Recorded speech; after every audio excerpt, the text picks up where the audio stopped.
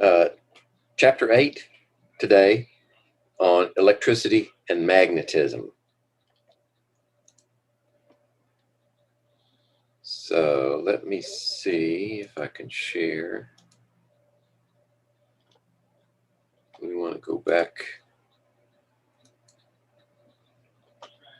and start the slideshow. There we go. Now we have a slideshow that's being shared. I hope.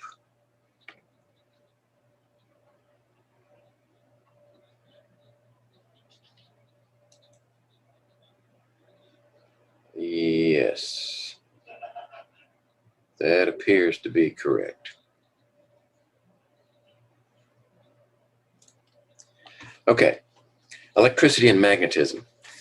Why are they together in the same topic, in the same chapter? Electricity and magnetism are very intimately connected. Very often you have one and you also have the other. For instance, light. Anytime you have a light beam, you've got an electrical component and a magnetic component. So we have that going for us.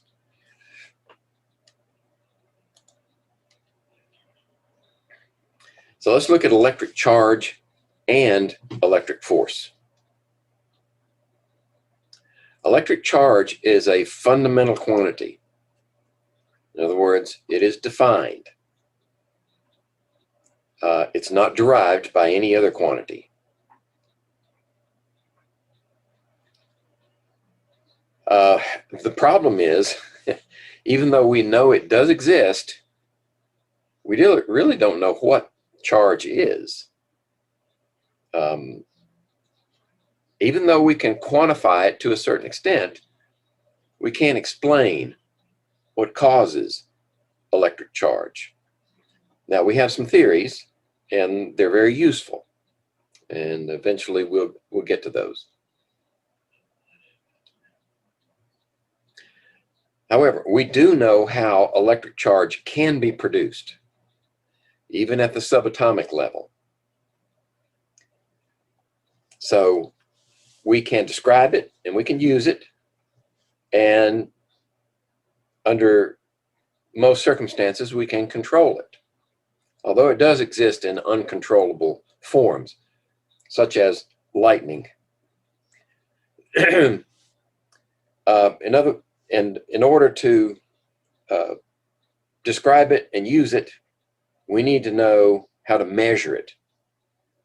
Now, the measurement for electric charge is somewhat arbitrary. It's called the Coulomb. That is a unit of charge. But the Coulomb itself is related to other electrical definitions. And for now, that's all you need to know. Well, actually, a little bit more. The Coulomb is related to the amp, which is a measurement of current, that is movement of charge. So we can say an amp is equal to 1 Coulomb passing a given point every second. So that much charge passes this point each second for 1 amp current. And one of the definitions of a Coulomb is related to that amp definition.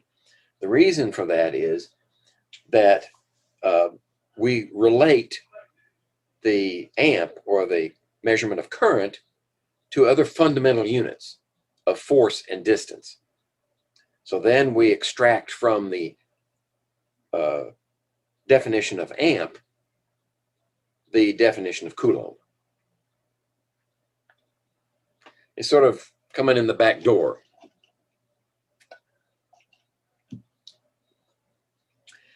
We use the movement of charge in the form of amperage at current for our general electrical needs. Every house, every building, every automobile for that matter, has electric charge running through it. in the form of what we would normally call electricity. We use it to run motors. We use it to light our living spaces. We use it to heat our homes. We use it to air condition our homes. We use it for entertainment, for music, for television, for information processing in our computers. Those are just a few examples. We can't do without electricity, without electric charge of some form. Now, electric force can be discussed at a number of different levels. At its most fundamental level, electric force can be looked at on the atomic scale, the microscopic level, where atoms and molecules are our focus. Electric forces hold matter together. Now, that could be a complete charge. And we'll talk about that in a few minutes. A negative charge attracts a positive charge, and that holds matter together. But there are still electric forces that don't make use of complete charges. In other words, they're only partial. And that'll take some explaining, and we don't have time to do that right now. But take my word for it, electric forces are involved in holding matter together. In a similar fashion, although in a much weaker fashion, gravity holds the universe together. So, and there are actually four fundamental physical properties in the universe that have been identified. There's the electric. Actually, these are forces. They're all forces. Electric force, which operates at close distances. Gravity operates at all distances, close and far. There's the strong nuclear force and the weak nuclear force.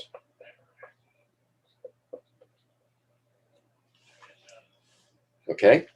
The strong nuclear force is what holds the nucleus together. And the weak nuclear force is a little less well understood, at least by my thinking, but it's involved in nuclear decay. When an isotope changes from one form to another, and of course we haven't got there yet, so that's not going to mean much. But these are the four fundamental forces in the universe, and physicists, theoretical physicists, have been trying for decades to unify all these forces into a single expression. They haven't succeeded yet.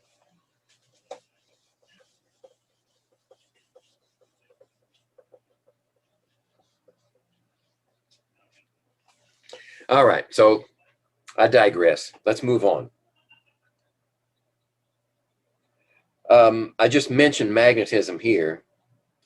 We're still talking about electric charge and electric force, but magnetism is associated with electricity in some form or fashion, and we'll chew on that a little bit more later.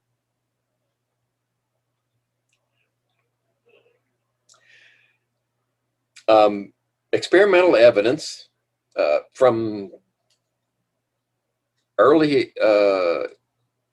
in the late medieval times, we understood that there were basically two types of charge. There was the positive charge and the negative charge. Two positive charges would repel one another, two negatives would repel, and a positive and a negative would attract. Okay? Now we understand where those charges come from at the atomic level.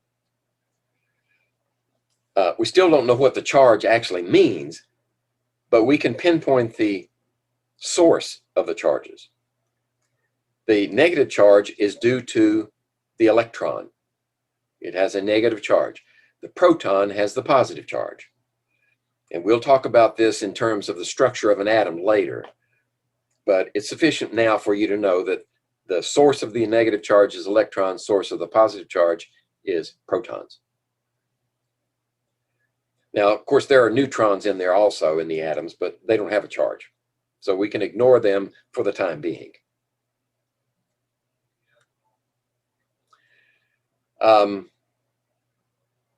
The proton is much, much heavier than the electron.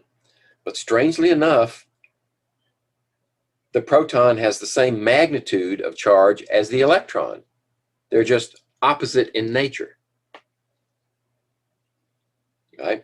And we've been able to measure and associate the unit of charge, the Coulomb, to a single electron or a single proton. This is called the fundamental charge. So the fundamental charge of an electron is minus 1.60 times 10 to the minus 19th Coulomb. And for the proton, of course, it's the same fundamental charge, but opposite sign.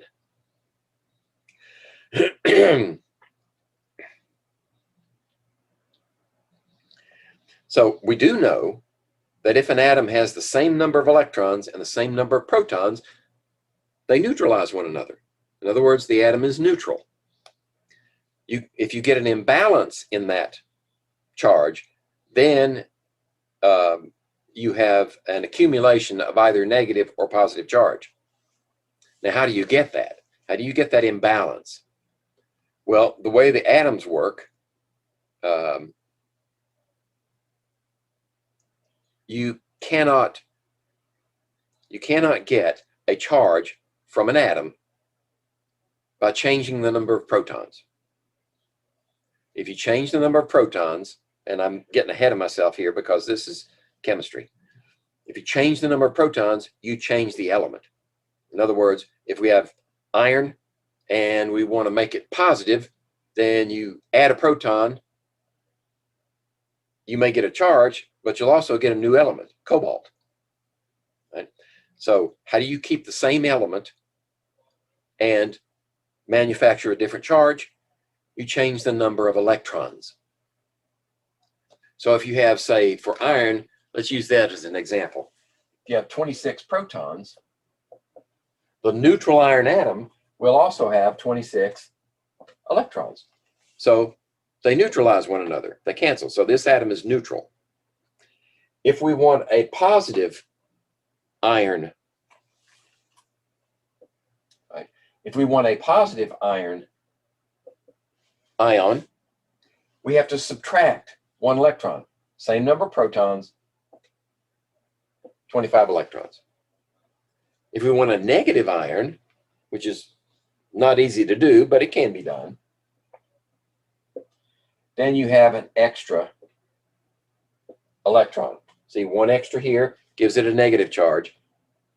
One less electron here gives it a positive charge. So it's the balance of charge that makes the difference.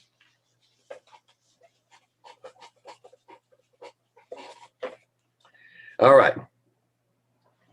All right, this unit of charge, the Coulomb, is named after a French scientist, Charles Augustin de Coulomb.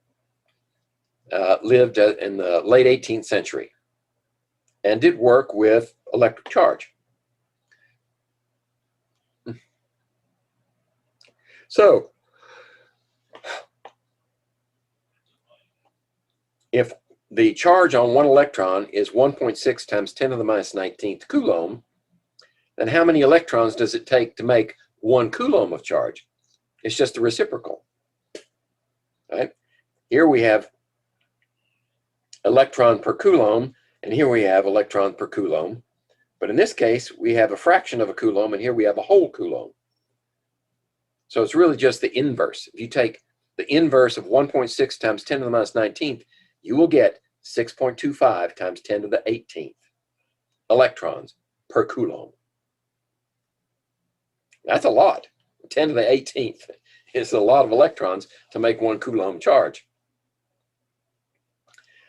Now, we discussed in an earlier chapter, I used the letter Q for heat. Now we're going to change the meaning of that Q. In this chapter, Q is used to designate electric charge.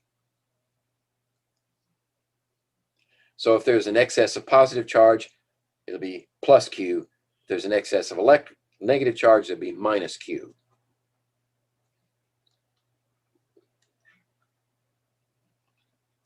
Okay, this discussion here is not in your book, and it's not necessarily something you need to focus on.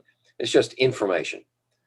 This sort of traces some of the development of how we got to the standard units of measure for electricity. So I'm not going to spend any time on this one. You can read it at your leisure. Right, you can pause the video and just read it if you want. Okay, what do we mean by electric force? Well, everybody knows electric force with magnets, right? If you bring the positive ends of one magnet together with the positive of another, you get a repulsion. And if you bring the south pole to the north pole of a magnet, you get attraction.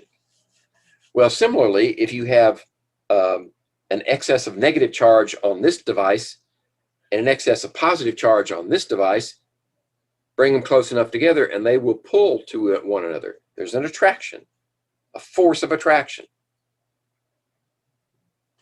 And if you have positive on one, positive on the other, you get repulsion. Negative on one, negative on the other, you get repulsion. Right? This is known as the law of charges, or electrostatics. Static just means there's no movement. You have a charge and it's not moving. It's just stationary. So that's what the law of charges means. Like charges repel, unlike charges attract. It's very simple.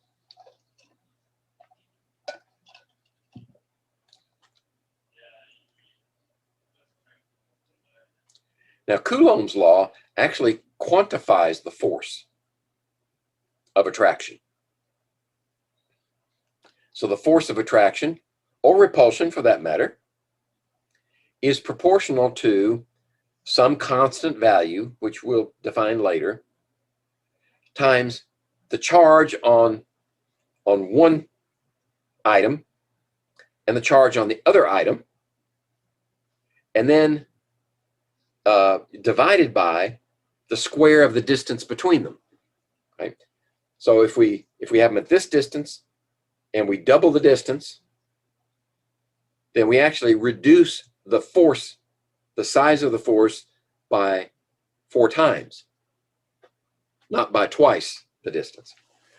Where have we seen that before? We've seen it with Newton's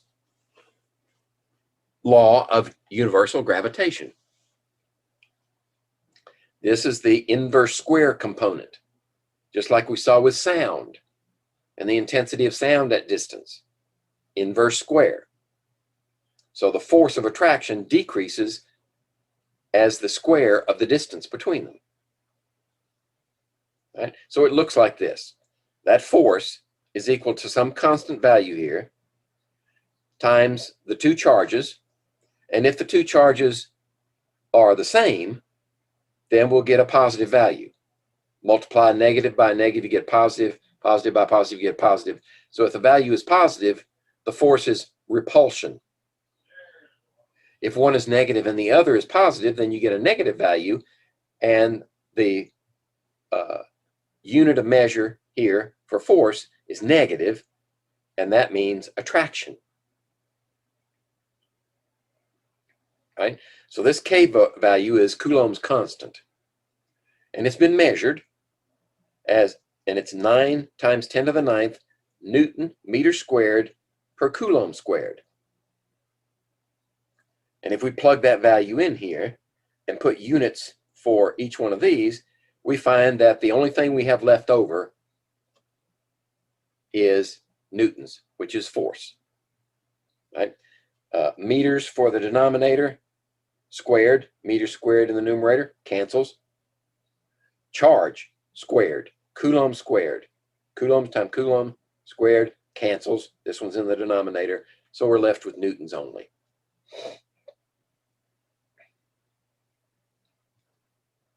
All right. So there's Coulomb's law and the constant that's required in order to make one side equal to the other. It's often called a proportionality constant. Every equation has one.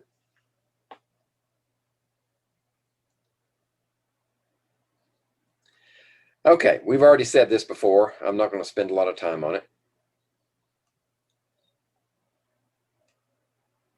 There we go. Practical application of this charge difference, photocopiers.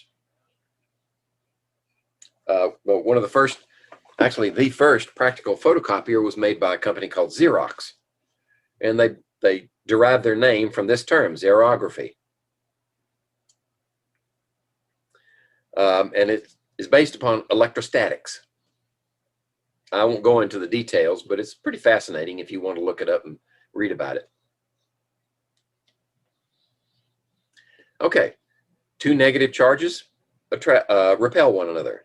So how do you get these rubber rods to accumulate negative charge? Well, you rub the rubber rod in animal fur, and it leaks electrons onto the rubber rod. Now that can happen with lots of materials, but this is a very efficient way to do it, and the way we do it in laboratory demonstrations.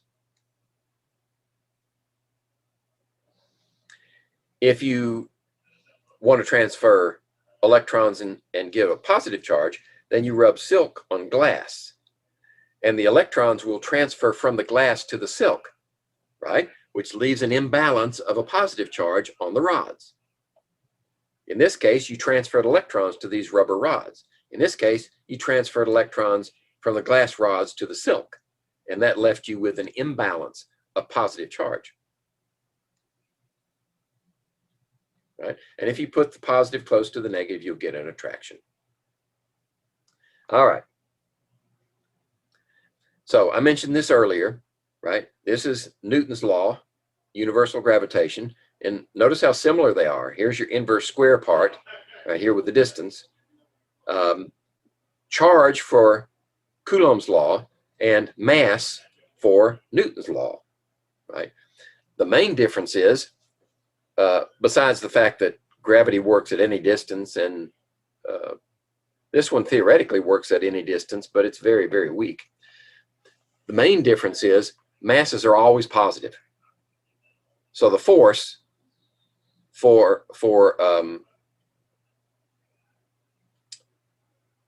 the force of gravitation is a positive value, and it's attractive. Whereas with Coulomb's law, if the term comes out positive, then you have repulsion, not attraction. If it comes out negative, then you have attraction. So it's important to know how these force numbers were developed. If you're just given a number of say 10 newtons, you don't know where that came from. Could be gravity, could be Coulomb's law, it could be something else. So you need to know the source of the calculation. Okay, I already said that stuff. It's there in print, so you have a record. Okay, so we mentioned earlier the amp. The amp is a measure of the flow of electric charge. So now we're moving from electrostatics to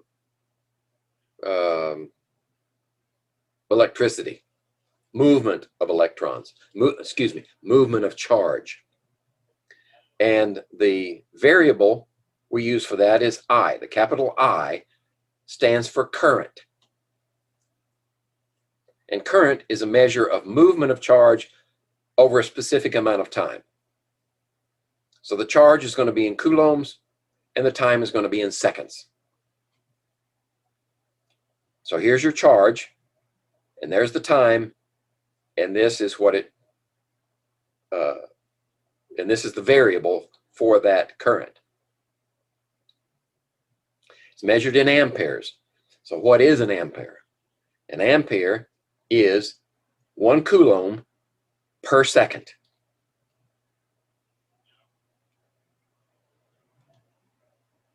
Right? 1 coulomb flow per second passing a given point. 1 coulomb goes by that point in a second. That's 1 amp. And it's A is the unit of measure for the ampere, capital A.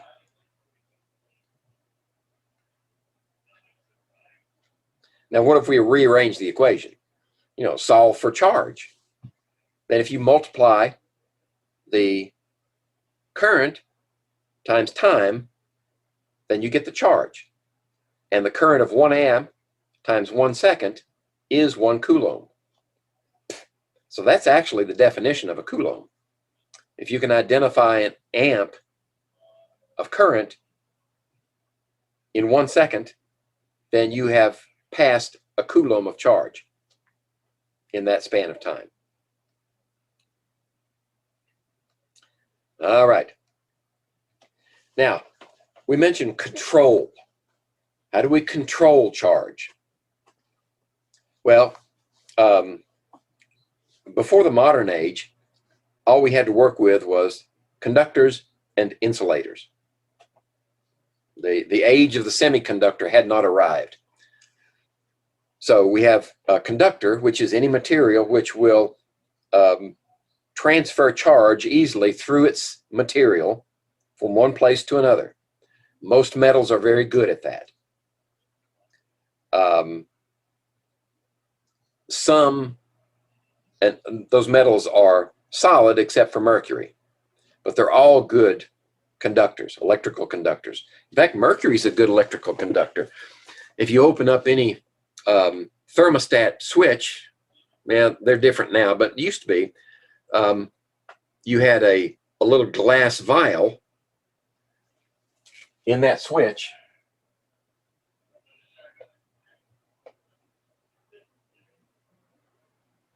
Right? And you had, let's see, this would be closed off, and this one would be here like this. So you'd have a wire coming out here and a wire there, and you'd have a bead of mercury. And it would pivot. There'd be a strap around it, and it would pivot. And there would be a bimetallic strip attached to that. And as it heated up, then it would cause this thing to pivot. And this bead of mercury would roll down and make contact and open and close the circuit so that you would turn on the air conditioning. Or you also had one for heat, right? So it would be set to move the opposite direction.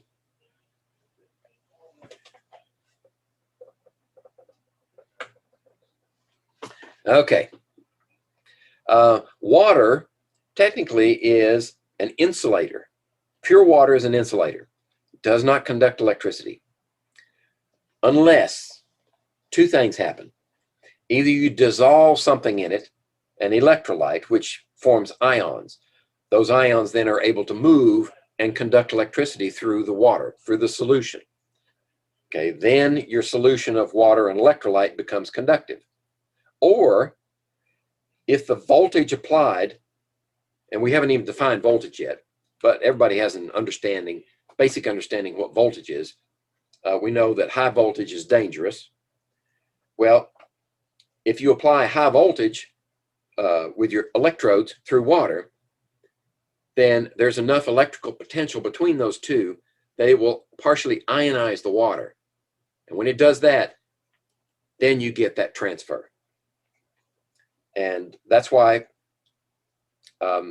for safety reasons, you don't take a bath in a lightning storm, because any lightning strike through the pipework in your house, unless your house is completely plastic, but the lightning will be conducted through the metal pipes into your tub and ionize the water and go through you and very likely kill you.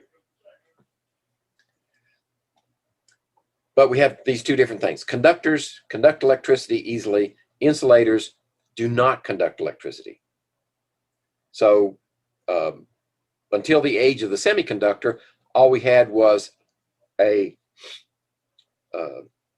mix of conductors and insulators to control electricity.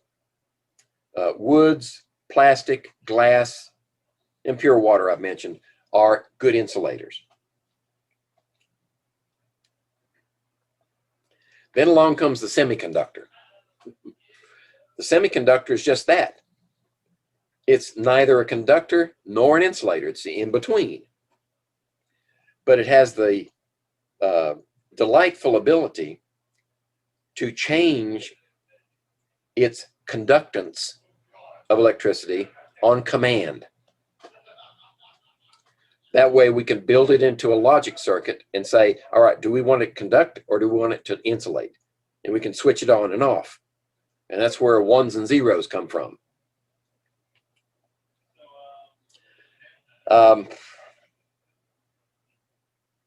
That's enough said about that. So let's look at this example. Let's say we have a wire that we know is carrying a current of 0.50 amps. So we take the problem, we write the information up here that we know. So I is equal to 0.50 amps. That's the current. And we measure it for 2 minutes. So time equals 2 minutes. Okay, what's the question? How much charge goes past a point in the wire in this amount of time? Right? So we know that current, this value right here is coulombs per second. Right? That's what the amp means, coulombs per second. So I is going to be equal to charge over time, but time needs to be in seconds. So how many seconds is that? 120 seconds. So the charge here is the question. That's what we want to know. So we solve for Q. Q equals IT, and I is 0.50 amps times 120 seconds, which is 60 coulombs.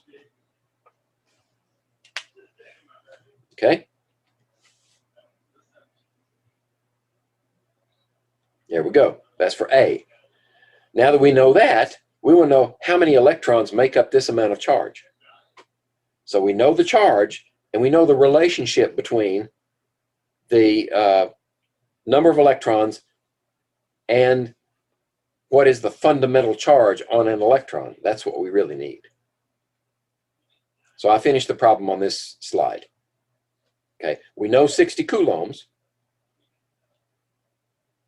So the number of electrons is 60 coulombs divided by the fundamental charge per electron. Right. So we would say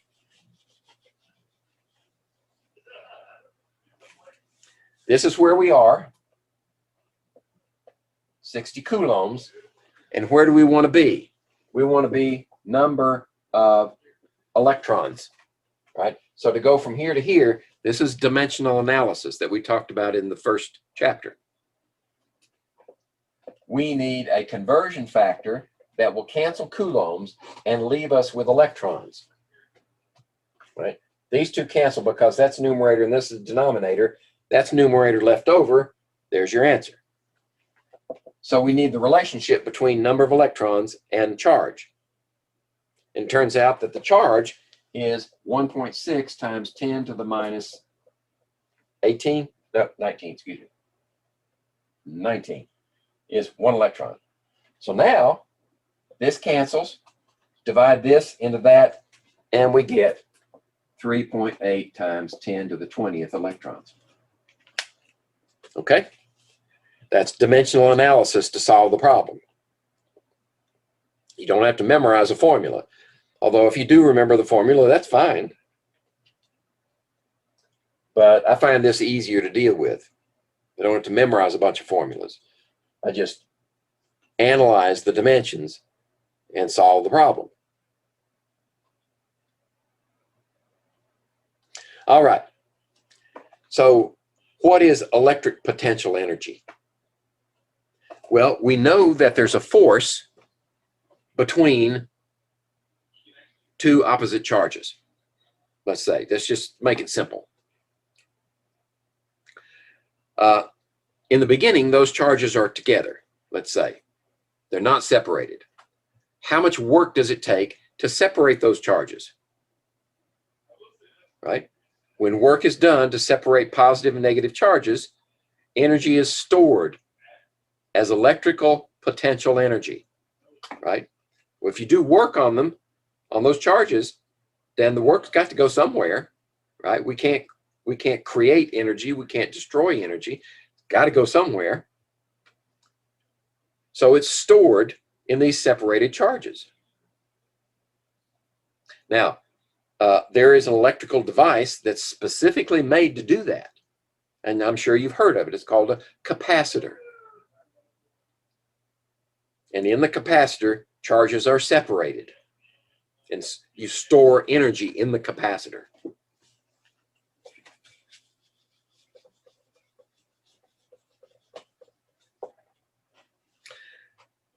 All right, so we're going to take this idea and we're going to develop a new unit of measure. It's called the volt. The volt is a measure of potential difference. Right? Instead of measuring the electrical potential directly in terms of these other units, we are now going to call it a volt. But it's related to fundamental units. Okay, voltage is the amount of work it would take to move a charge between 2 points divided by the value of the charge. So what does that mean? Well, actually it means that voltage is work divided by charge. This is the amount of work it takes to separate that much charge. Okay, so volt equals W divided by Q.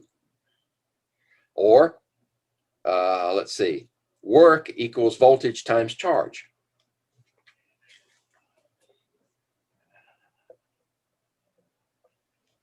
So this is the volt, and this is the charge. So a volt Coulomb is the same as a joule.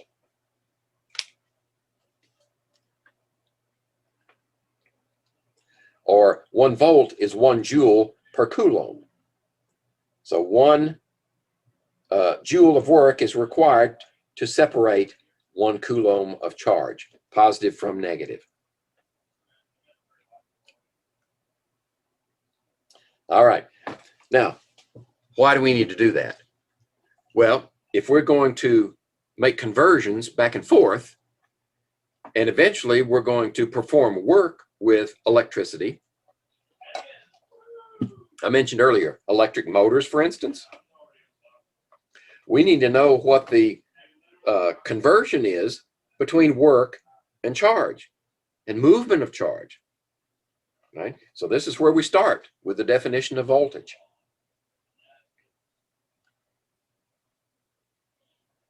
Now, very often you'll see some textbooks, and in fact, most physics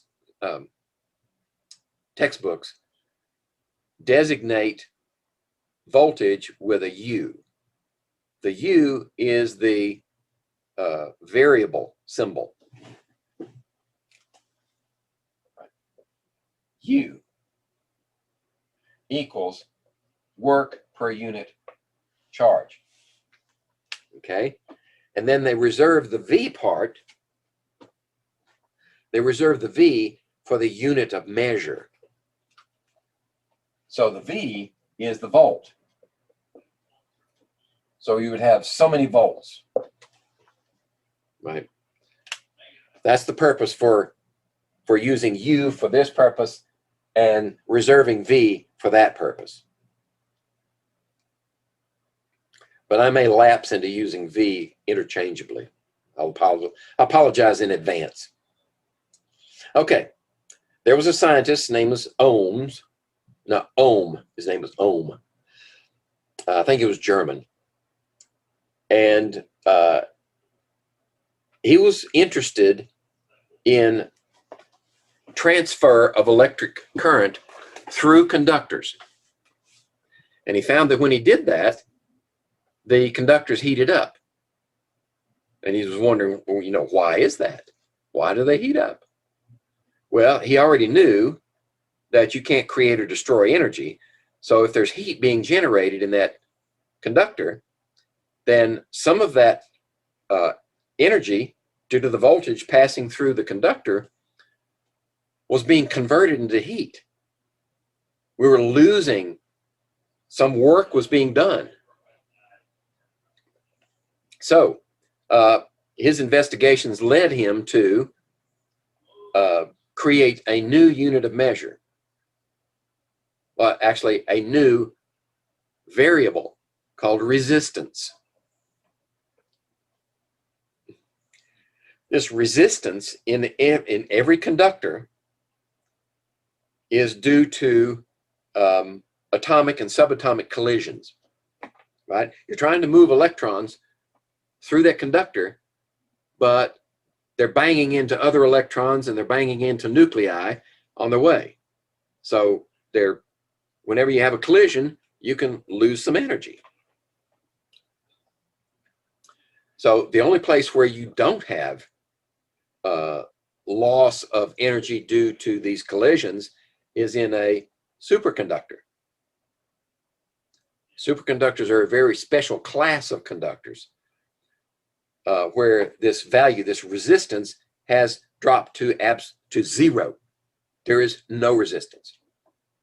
So theoretically, if you have a superconductor and you get a current going in that superconductor, it'll continue forever, never stop. That's why there's so much work being done on superconductors, because resistance, which generates that heat and loses energy in the process, costs a lot of money and generates other problems. So minimizing that resistance is one way of controlling the flow of electricity. Okay, George Ohm, end of the 18th century, first part of the 19th century. His relationship was between voltage, current, and resistance. So his formula demonstrated the relationship among those three variables. In 1827, he proposed this law, right? This is not a theory. This is just a law. This says what happens. Voltage is equal to the current times the resistance. In fact,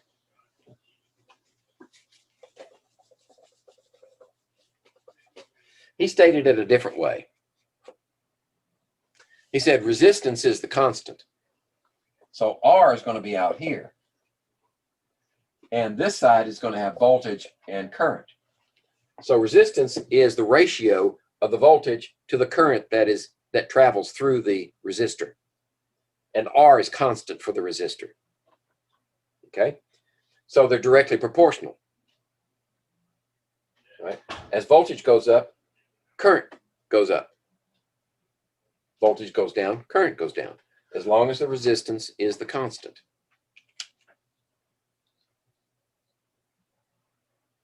Now, the unit of measure for resistance is named after him, is the ohm. And we use that symbol right there which is the Greek letter omega.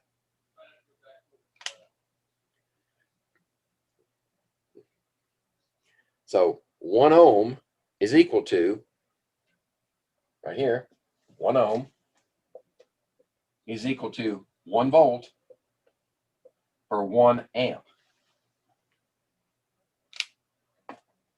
So if you get 1 amp traveling through your conductor, when you apply 1 volt, then you know your conductor has 1 ohm of resistance. Right? And this is like any formula. Right? If you know 2 of those, you can solve for the third one.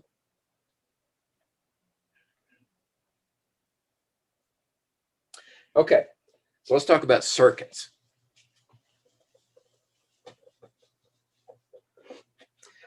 Most people have an intuition about circuits. You know, what do we mean by an electric circuit? An open circuit versus a closed circuit. A closed circuit will transfer electric charge in the form of current. An open circuit is often called a broken circuit. The circuit is broken, no transfer, no movement of electricity. A circuit derives its name from circle. In other words, you have to have a complete circle of some form in order for electrons to flow, because they have to flow from a positive or from a negative to a positive, right? So they flow around this way because they're attracted to that other end. That's a circuit. And in chemical terms, if we look at a battery, you find that batteries have a negative pole and a positive pole. The electrons flow out of the negative pole toward the positive pole. So if we have a 9-volt battery, say, you'll have a small nipple here, and you'll have a big one here. This is the negative, this is the positive. Now, that battery sitting right there has the potential of producing 9 volts difference between those 2 electrodes, but it won't do it until there's a connection between them. So within the battery, it's trying to push electrons out this way and bring them in this way. But until you complete the circuit, it won't happen. So if you connect a wire from here to here, well, there to there, then you will get the flow of electrons.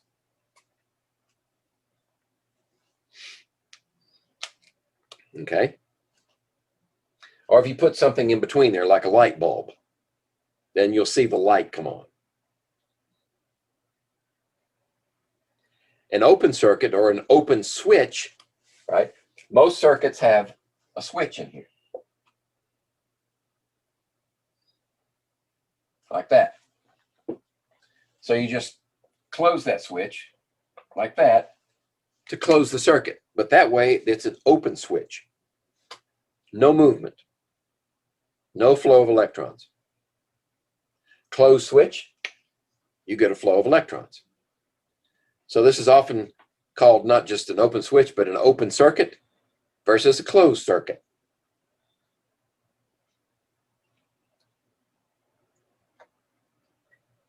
All right, so here's our example. This looks like a 6-volt battery. Electrons are pushed out this side and they enter this side. Right? If the electrons don't have a positive destination, then they're not going to move. In other words, these electrons won't move from a negative to a negative. If you connect 2 batteries together, negative pole, no movement.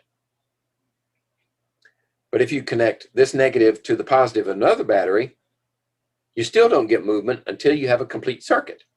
So you've got to go into one battery, out of it, into another battery, out of it, and around this to make the circuit. That's what this diagram is for. This is a circuit diagram. These lines right here are conductors. Right here. And periodically, They're interrupted by various electrical devices. This is a resistor, always represented by this zigzag line. That's a resistor. In this case, it's a light bulb. This is a battery, right? And the electron flow is from the small nipple around to the big nipple, just like here.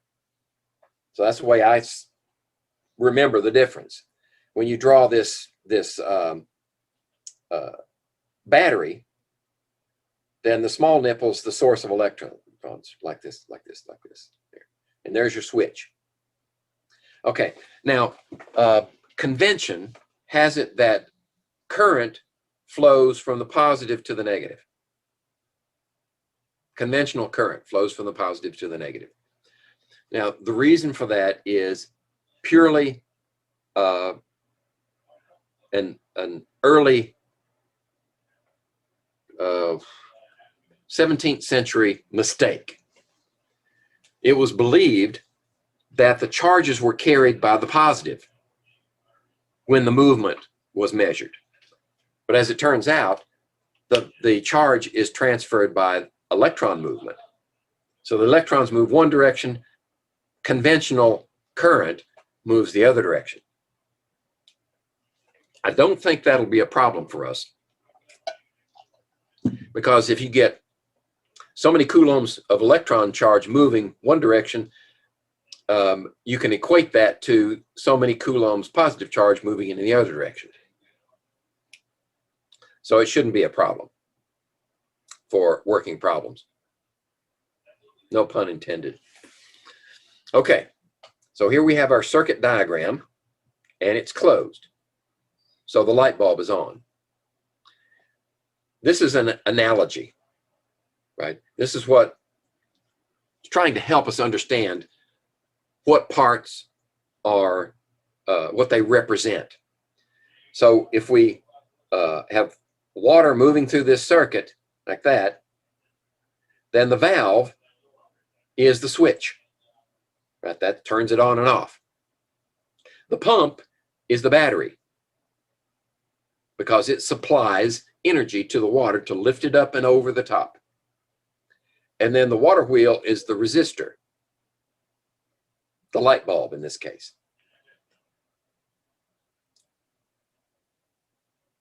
Okay, just like that. Now, we've already defined what power means. We can equate that, now that we know how to express work for our electricity, moving electricity.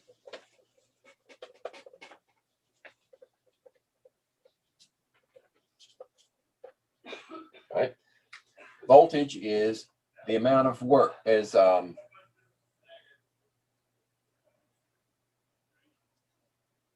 me see. I don't want to make a mistake here. Here we go. Voltage is the amount of work required to move a coulomb of charge. And if power is work, the unit of work movement over time, work done over time, okay, we can rearrange our equation. In other words, rearrange this one, solve for work. Then you can put whatever work is equal to, right? Work now is equal to voltage times charge. And then we can substitute this one in here. So now we have power equals voltage times charge divided by time.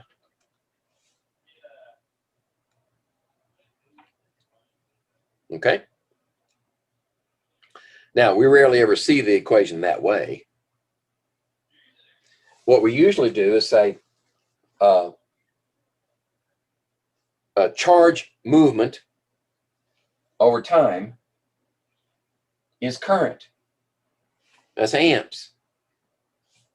So now we can say voltage times current is equal to power. P equals VI or P equals IV is how we measure power, the equivalence of power in an electrical circuit.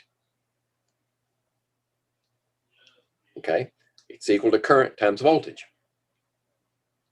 So if you look at a piece of electrical equipment, it might have two on the little plaque on the side of, say, a motor or whatever. It may have two measurements. It may say the power rating of this device is so many watts, right? Watts. Or it may simply say volt amps, so many volt amps. Now, theoretically, they're equal. Volt amps and watts are equal. But there are some nuances in there in the procedure for measuring these values for that device that make these values different.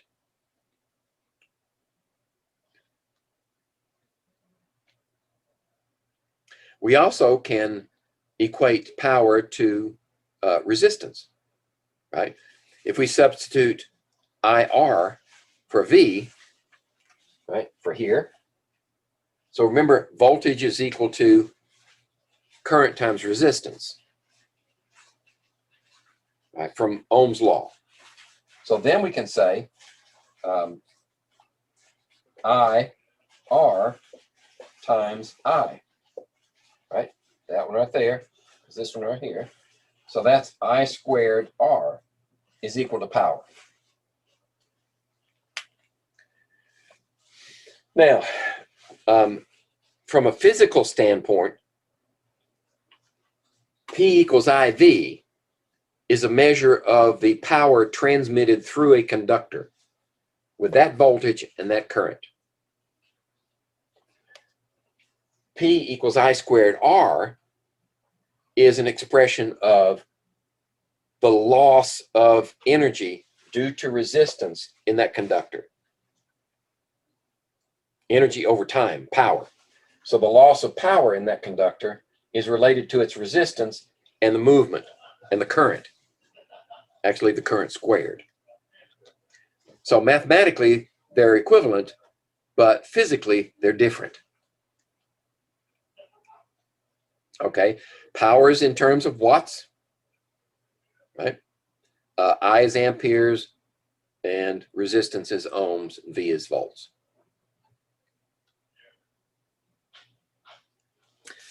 All right, so let me catch up with myself here so I know where I'm at. Finding current in resistance, example. Okay. So here's a problem that we can work and see if we understand how to use these formulas.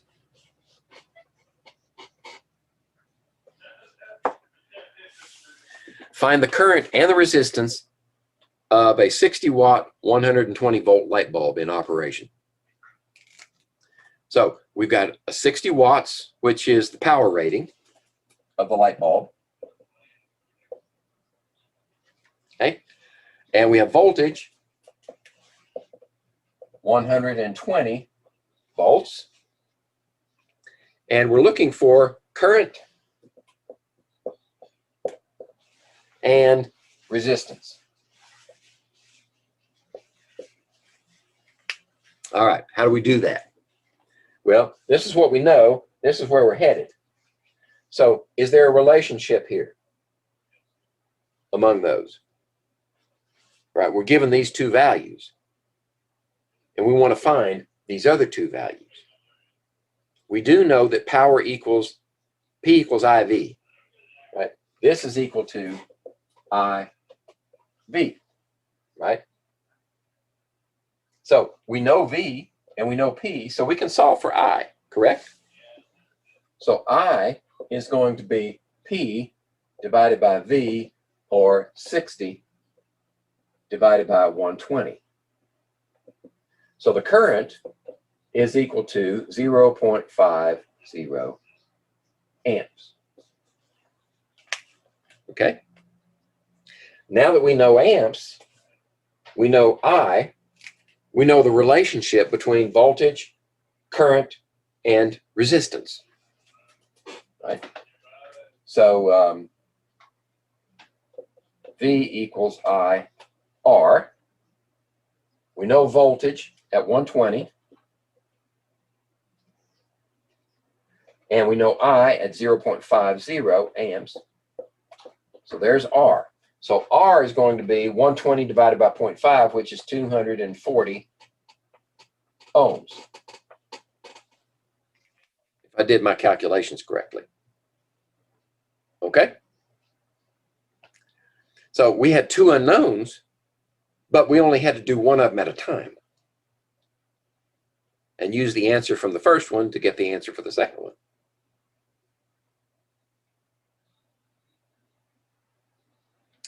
All right. Oh, here's another one. A coffee maker.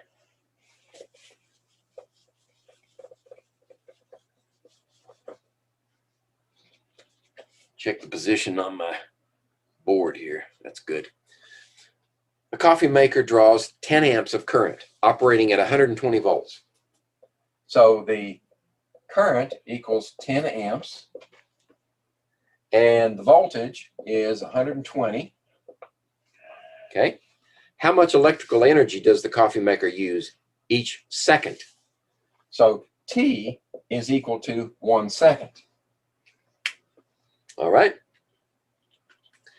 So we're talking about the relationship of power and energy or work. Right? So we know that we've got these two values. We also know that we have a time. Power is the number of watts. Right? P equals IV.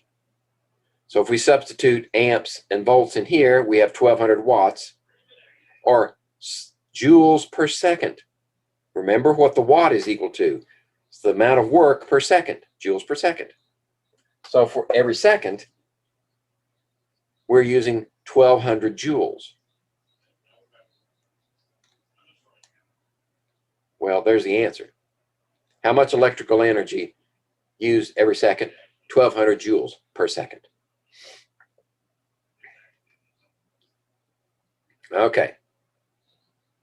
This is just an equation review. Because there's so many equations in this chapter, break them down. So far, we've got definition of current, electric charge, we've got Coulombs Law, we've got the definition of voltage, work per unit charge, we've got Ohm's Law, which relates voltage, current, and resistance in a conductor. We know how to relate power to current and voltage and current resistance. Now we're going to look at different types of current. Right? At this point, we've just assumed that the current was moving the same direction all the time. But it doesn't have to. Right? The current can change direction. And it can change strength. So first of all, we've been studying up to this point direct current. That's the type of current where electron flow is always in one direction, from negative to positive. We see that in batteries. The electrical system of automobiles are largely direct current, but there are parts of the vehicle that use another form that we're going to define in a second. And that's called alternating current. Now, alternating current just means that the direction of electron flow reverses periodically on a regular basis, usually. So 1 second it goes this way, and the next second it goes this way, backwards and forwards. Now, the alternating current that we use in our homes is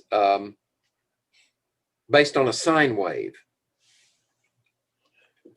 So if we say this is voltage, this is 0 volts, and this is negative volts, right? Positive volts, negative volts, and this is time. So over time, the voltage will increase to a maximum and then start back down and cross the 0 volts and go back to a negative. Right? So we've covered one wave here, go from here to here. These are supposed to be equal. This is our peak voltage, or Vmax. And this is minus Vmax. Okay, that's the type of alternating current that we use now. Now, we know about hertz, so many cycles per second.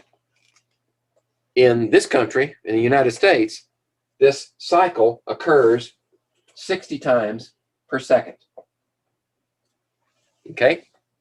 In Europe and in many other parts of the world, it's 50 hertz. Okay, that's a type of alternating current. There are different types of alternating current. You can have a square wave, as a matter of fact. It can go like this, like that, and then down here like this, and out like that. It's kind of weird, but it's possible.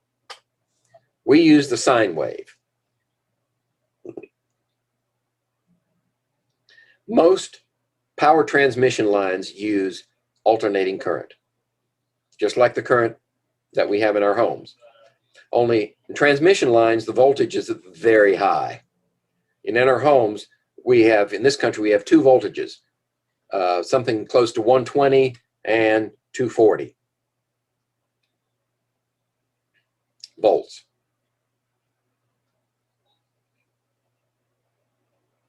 Okay. In Europe, like I said, at 50 hertz, and the voltage is always 220 to 240. There's no choice. It's always that.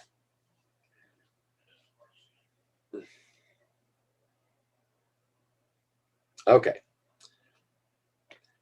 Direct current came first, simply because direct current, in its infancy, electricity was generated using batteries. And that's always direct current. It came before alternating current.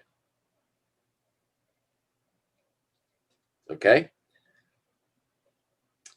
And Thomas Edison was in this country, was the main champion for direct current. He had invested a lot of money and a lot of effort in developing equipment that would generate direct current and deliver it to customers. The problem was that direct current won't go very far in a resistor before it loses energy to heating, ohmic heating, due to resistance. So for Thomas Edison to succeed in his efforts, he had to create power stations every few miles at most, actually every few blocks in a city. They'd have to have a new power station. And the equipment he used were direct current generators. The output was direct current from those generators. Okay. Well, if you're going to create a power grid for power to be distributed over wide areas and available to more people, you need a way to get that power long distances with very low power loss in transmission. And that's where alternating current came in. It was championed by an immigrant, actually. His name was Nikola Tesla. And he teamed up with George Westinghouse, right?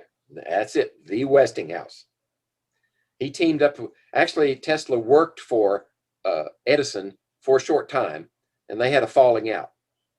The story goes that Edison promised him a bonus if he solved a certain problem for Edison in his labs. And when he did, Edison reneged on the deal. So Tesla took his incredible mind and went someplace else.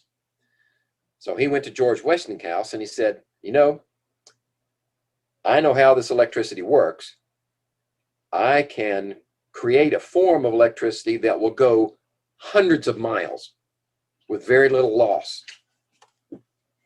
And I'm going to explain how that works in just a minute.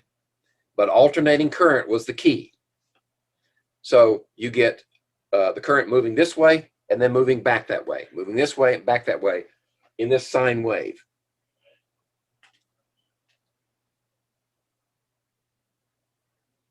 All right.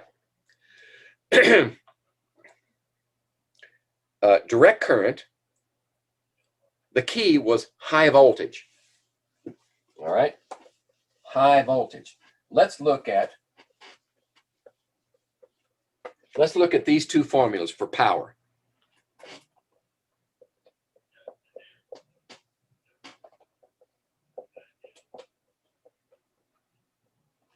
Okay. If you want to transmit power over a conductor, then you have a certain current at a certain voltage level. So if you increase the voltage, you decrease the current, right? Because this is constant for our purposes. A constant amount of power being delivered. If you increase the voltage, you decrease the current, all right? So let's take that decreased current and go over here. If you decrease the current, then you decrease the power loss in transmission by the square. Right? So that's the value of high voltage transmission lines. And in the 19th century, there was no economical way to convert direct current to a high voltage. But there was an easy way to convert alternating current to high voltage. We use transformers to do that. I'll describe transformers a little later. But that's the key difference. Alternating current could be made high voltage easily, and then could be stepped back down to low voltage for delivery to the customer at the local level.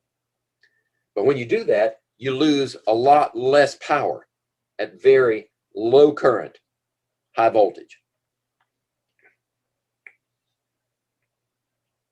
Okay, that's the key, those two formulas.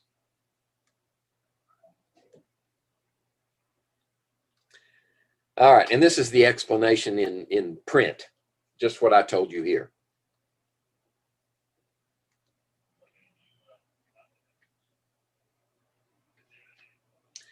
So typically, high voltage transmission lines will increase the voltage to hundreds of thousands of volts and reduce the current down to a very small amounts.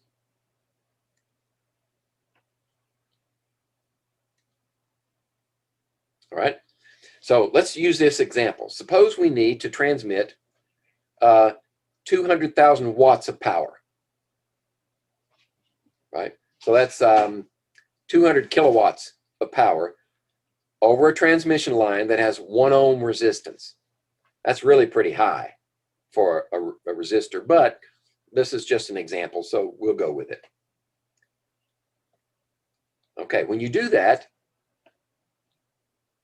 you transmit this 200,000 watts or 200 kilowatts over a line with 1 ohm resistance. First scenario, the voltage is 2,000 volts in the transmission line.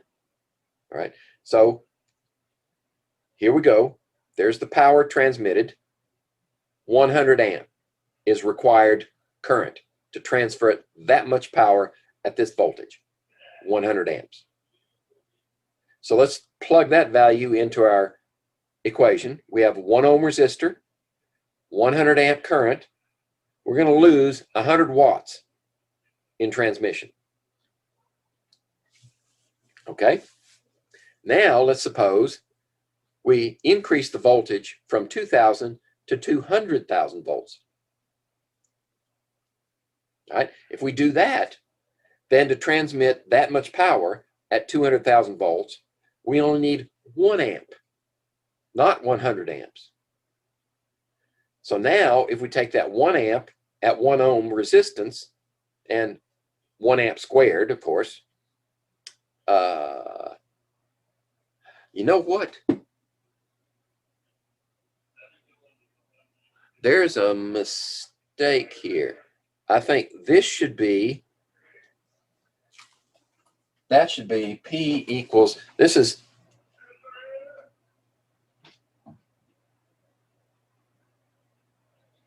oh no, that's wrong. That's a mistake. Let me see, where is that problem? And I got to make myself a note. Here we go.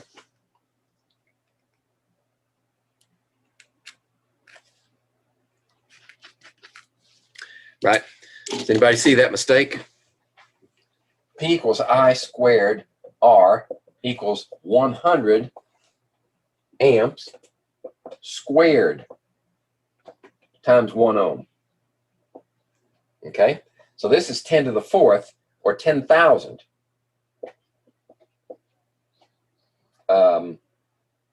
watts. So you actually lose 10,000 watts out of your 200,000 watt transmission. That is a major loss of power. But if you increase the voltage to 200,000 volts, then solve that equation, you find that you only need 1 amp of current.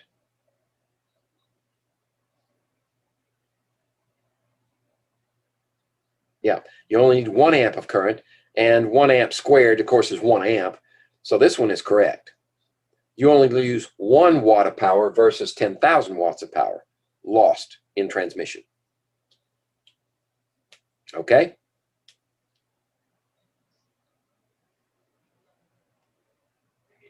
Now let's look at the types of circuits that can be constructed.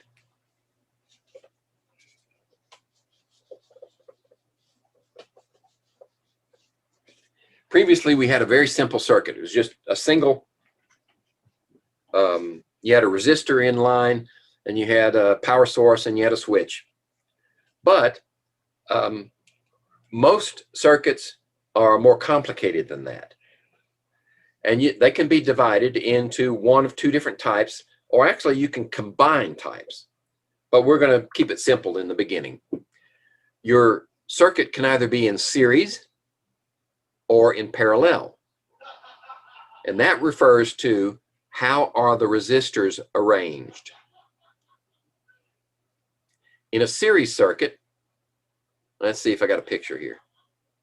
Here, where's my picture? Here we go. In this series circuit, you've got these resistors connected one to another in this same circuit right here. So the current has to go through this one to get to the next one. It has to go through this one to get to the next one. It has to go through that one to get to the next one. So in a series circuit, what happens if this bulb burns out? The whole thing goes dead. It's like Christmas lights. Some Christmas lights are built in series. And if one goes out, they all go out. Now, how do we draw that? Well, here we have our source of voltage, and then we have our resistors, right? And our resistors are in series. The current is the same, right? The current is measured flow into and out of this battery. So let's go back. Here we go. The same current passes through all the resistors, right? So I1 equals I2 equals I3. But the total resistance is the sum of all the individual resistances in that circuit. So the total, the sum of the resistances, is equal to the resistance for each one of these, here, here, and here. Okay? And the total voltage is equal to the sum of the different voltages, because when the current flows through one resistor, it loses some voltage because it did some work, right? That's the definition of voltage. So it lost some work going through this one, it lost some going through this one, it lost some going through that one. So if you measure the voltage change from this side to that side, you will see a value. When you add all of those voltage changes together, you will get the overall voltage for the circuit, for that battery. So if this is a 6-volt battery, then you might get, if these are all the same volt battery, light bulbs, then you may get 2-volt change here, 2-volt change there, 2-volt change there, adds up to 6 volts. Okay?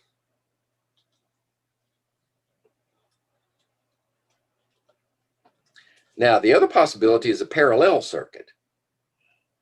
And it looks like this. Right? So I look at it like this. The circuit going around the outside, kind of like at the mall. You can go around the mall on the outside, and then occasionally you can drive in and park, shop. You can come back out and you drive around to the other side and drive in and park.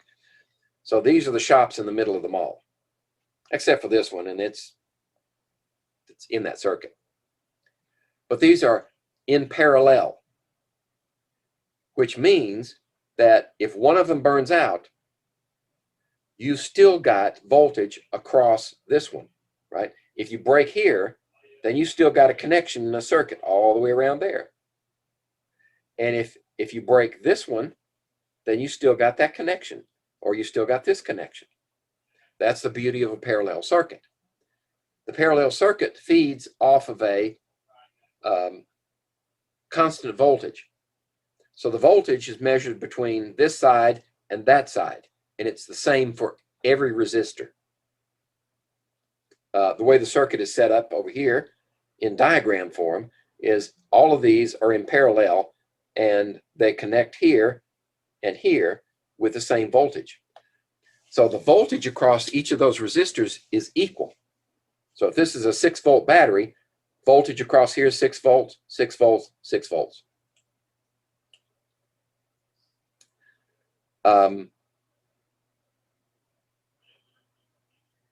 The current, though, is split. As the current moves toward this parallel part of the circuit, then it splits. Part of it goes here, part of it goes there, part of it goes there, and then it recombines on the other side. Okay, so the total current is the sum of the individual currents for each of the resistors. And the voltage is the same across each one. Now, how about the resistances? How are they related? Well, we have an inverse relationship for the resistances. If you take the inverse of each one of these R values and then add them all together, then the sum of those inverses is equal to the total resistance inverse. So it's this total is equal to R1, R2, on out. So it's an inverse summation for parallel circuits.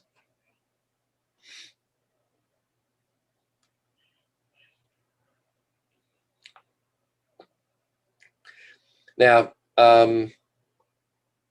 the authors give you this one. This value, if you have 2 resistors, then you can use this equation. But I find it more efficient to remember this one, and then it doesn't matter how many resistors you have. You can solve it once you have it set up. Okay, so here's an example. Resistances in parallel. You have 3 resistors. One is 6 ohm. Second one is 6 ohm. Third one is only 3 ohm. Okay. What is their total resistance when they're connected in parallel? Right, that's the first question. So if we have R1 equals 6, R2 equals 6, and R3 is 3, then the inverse of that one plus the inverse of that one plus the inverse of that one is equal to the inverse of the total. Right? So we can solve that one. I'm going to need my calculator for this, if I can find it. Here's my calculator. Here it is. All right.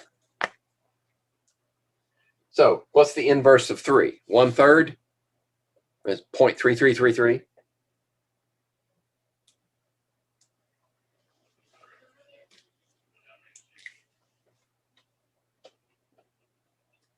And how about 1/6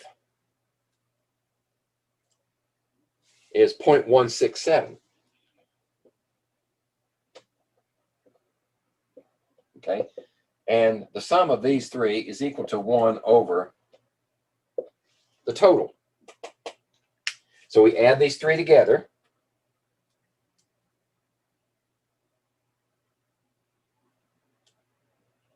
And that's 0.67. 0.667 is equal to that. So R sub t is equal to the inverse of,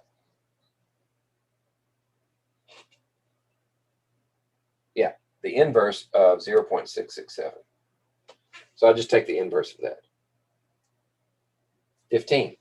So the resistance, the total resistance, is equal to 15 ohms. Right? So what would it, if you added these together, be 6 plus 6 is 12. Well, that's 15. Did I do that right? I don't think I did.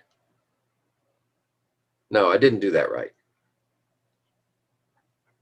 1.5. Excuse me, I read that wrong. 1.5. So the total resistance is 1.5. It messed with my head for a minute because 6 plus 6 plus 3 is 15. And that would just say, well, why don't we just add them all together? But it doesn't work that way. I missed a decimal point. It's 1.5 ohms is total resistance for this parallel circuit.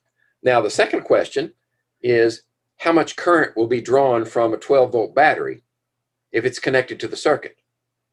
Well, we know what the total resistance is, 1.5. So V equals I R, and V is 12 volts, correct? Yep, 12 volts. And the current is unknown, and this is 1.5. So 1.5 divided into 12 is equal to our current. Is 8 amps. Okay. There you go.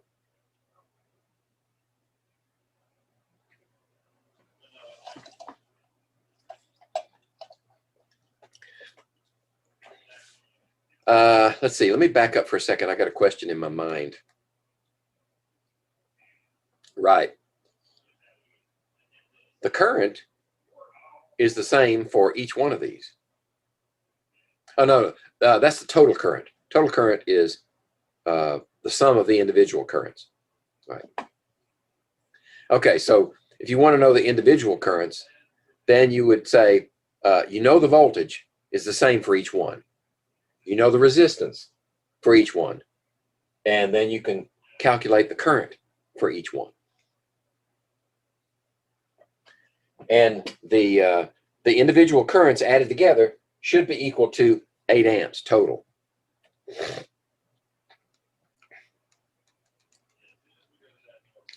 There we go. All right, household circuits, 120 volts. They're usually, household circuits are in parallel. That's so that you can turn on and off individual devices without shutting the whole house down. If you put all your devices in series, then shut one off and the whole house goes dark. And that would never do. So we have individual switches on a parallel circuit. So here's your ground, and here's the 120 volt positive circuit, and here's the 120 volt negative circuit. I'll explain what that means in just a minute. So on this circuit, if you only put your devices on this circuit, 120 here, in and out, and goes to ground, that's 0 volts. That means that each one of these operates at 120 volts. Okay? But in this country, if you need 240 volts, we have a phased 120 volt that goes along with the other 120 volt. So when you add those together, you get 240 volts. Let me explain what I mean here.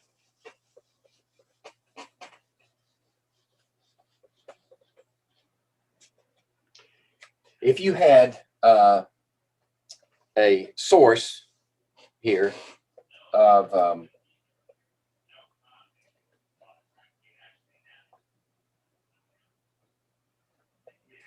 240 volts between these two, 240 volts, then you would drive 240 volts through that resistor.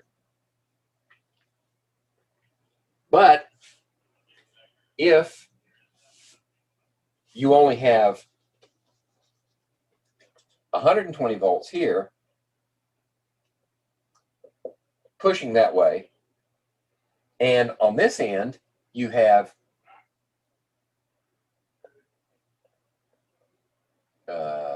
let's see,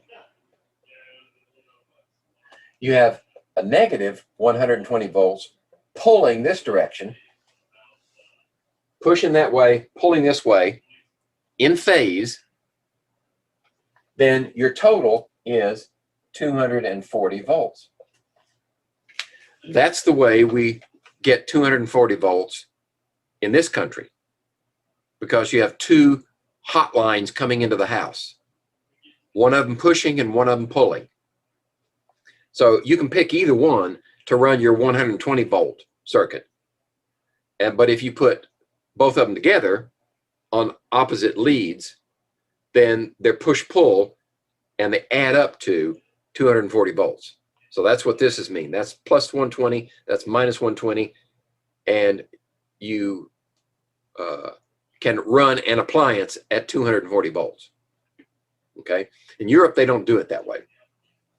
In Europe, they cut this out right here, and this is 240 volts right here. They only have one circuit. It's 240 volts, period. Which is more dangerous.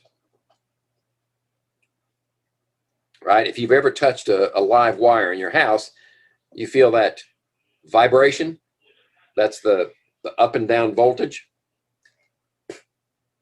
120 volts is plenty hot. It's a shocker. If you touch a 240 volt single lead line, you're in for trouble. Okay. So let me make a comment here about this. Let's see, is there any more on this slide? No more on that slide. About this ground.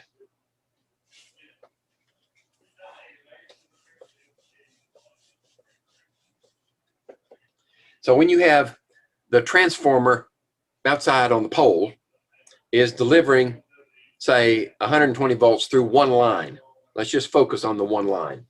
So you've got this transformer out here, and it's sending in to your house 120 volts. Okay? What's wrong with this picture? That's not a circuit. That's only one line coming into your house, 120 volts. So how's the circuit completed? Well, there's a line out here that goes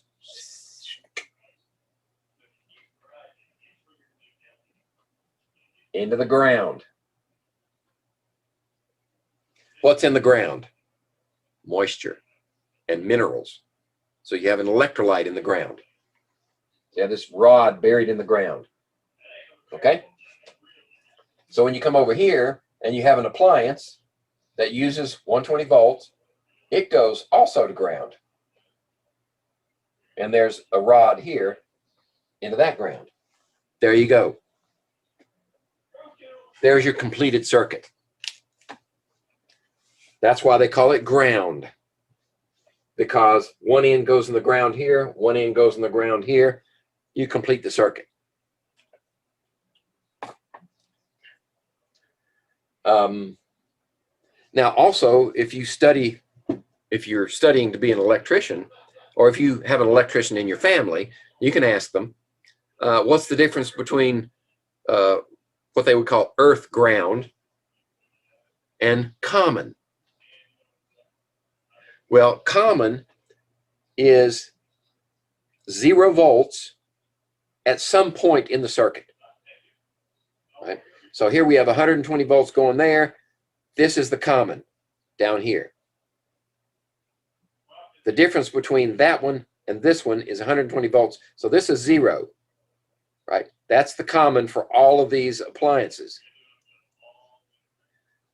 But the common eventually has to go to ground. So the common then is connected to the ground. So if you have a 3-prong plug for your appliance, you'll have a common and a ground and a hot. Nowadays, those 3-prong plugs are polar. That is, they're made so they can only go in one way. And the small spade is the hot one. And the broad spade is the common. And that little round one, the third wheel, round one, is earth ground. So you actually have 2 avenues to ground in a 3-prong plug and a 3-prong receptacle. All right. A little more about safety. Let me see if I've said anything so far. Wires can become hot, right? As we use them, the resistance will expend some energy, P equals I squared R. So you lose something in those wires.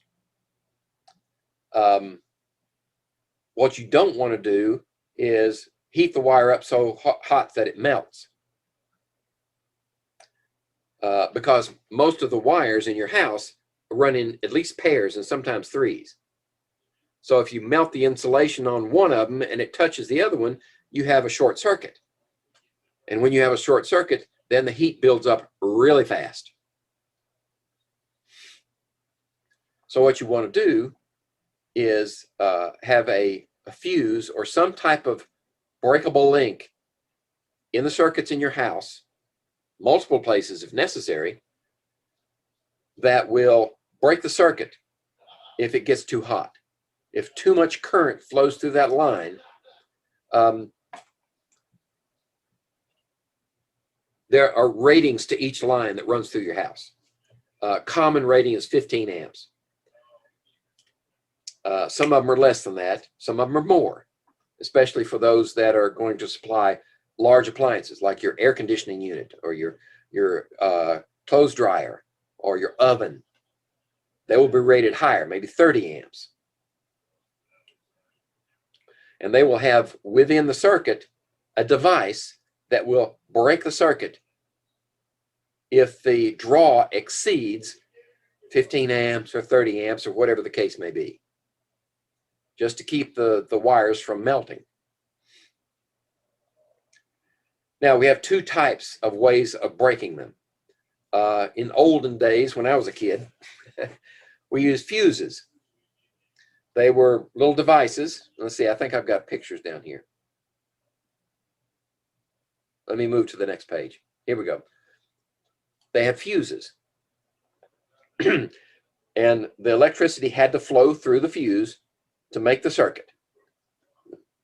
And this strip of metal was specially formulated so that if the current exceeded the rated amount, for instance, 15 amps, then that metal would melt and the fuse would then break the circuit. Now, the thing about these fuses is once you break that circuit, it's no good anymore. It's use once and throw away. So you'd have to replace the circuit. You have to replace the fuse, excuse me. You just go down there and screw it in. Some people who really wanted trouble would shove a penny in there to bridge the circuit, and eventually they'd burn their house down. But there was also a problem with the threading, right? In the beginning, 15 amp, 30 amp fuse, all they had was a marking on them to say what they were, but they would screw into the same hole. So when you do that, if you put the wrong size fuse in there, then you either burn it out too quick or you don't burn it out in time to save your house. So they started making these S-type fuses with different threads on them.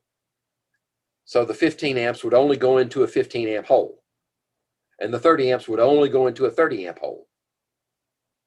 Okay? Now, I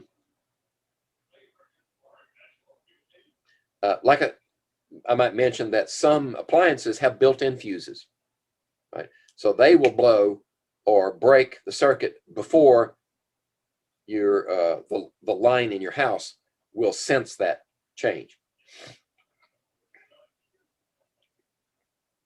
Most computers have those breakers in them. Automobiles still use fuses. They're fairly easy to replace, and they're a different design.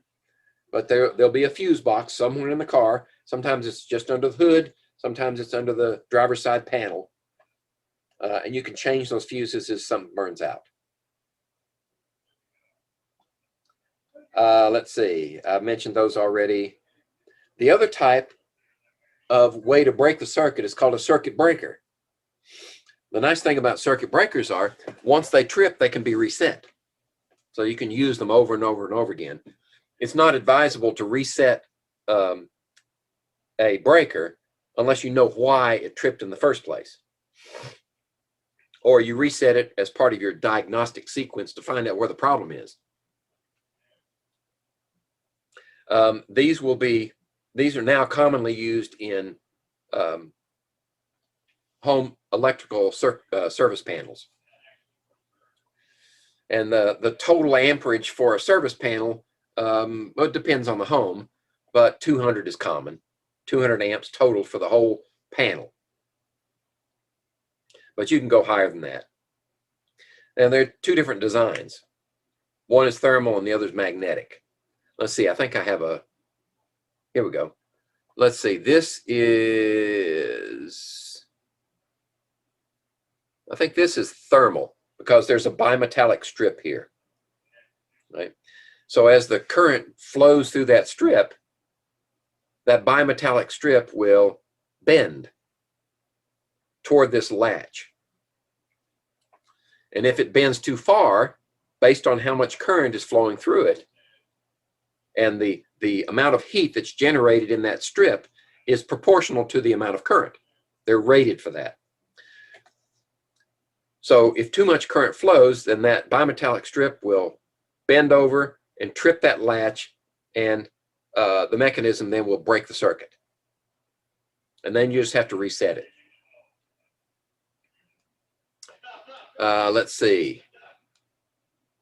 There's no magnetic one in here, but the magnetic works on another principle. In other words, the electricity is flowing through a coil. And as long as the coil is charged, below a certain level, then it's like a solenoid. There's inside a coil, they've got this thing, and the stronger the flow of electricity, the current in that coil, the more that rod moves. And if it moves, if there's too much current going through there, the rod will move higher and higher and higher, and eventually trip the breaker. Okay, so lots of devices, especially power tools, have a safety mechanism built into them, so that if a circuit is broken and the body of the device has any metal parts on it, then those metal parts could become charged and give you a shock. Nowadays, most of these tools have plastic housings on them, so they're insulators. But I've got a drill down here with me that's so old, its casing, its housing is metal. So if it develops a short, then that electricity could go through the housing and into me, except that there's also a built-in safety mechanism, right? There's a ground built in to that device, so that if that happens, then there's a ground wire from the housing. This third wire goes to ground, and it carries the current through the path of least resistance rather than through me. So one of these would be considered the common, and the other would be the ground wire. That's the purpose of a three-prong plug on these devices. It provides an alternate route for grounding in case the that, in addition to a fuse. If you have a built-in fuse in your device, then if there's a short anywhere, then the fuse will blow, and that's another avenue of protection.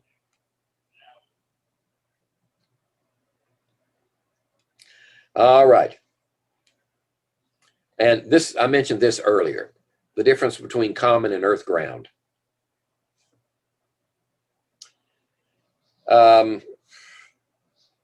Okay, and this is just a cautionary tale. Electric current will always follow the path of least resistance, right? So if you're wearing rubber-soled insulating boots, when you touch one of these things, there's no pathway to ground, and you're protected. But if you're wearing leather-soled shoes and you're standing in a puddle of water, then you could receive a substantial shock. All right, let's talk about magnetism now. As I've said before, magnetism and electricity are very closely related. They are associated. And I mentioned electromagnetic waves, or light, has both electrical and magnetic fields vibrating in that beam. These are inseparable. You can't do anything about it. If you got light, you got electricity, you got electrical and magnetic fields built in. What we want to do is find a way to separate and relate them in a controllable fashion. So, in its simplest form, magnetism can be represented by a bar magnet.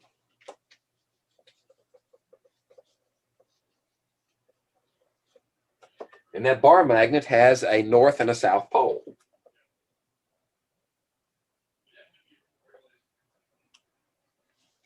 North and a south pole, okay?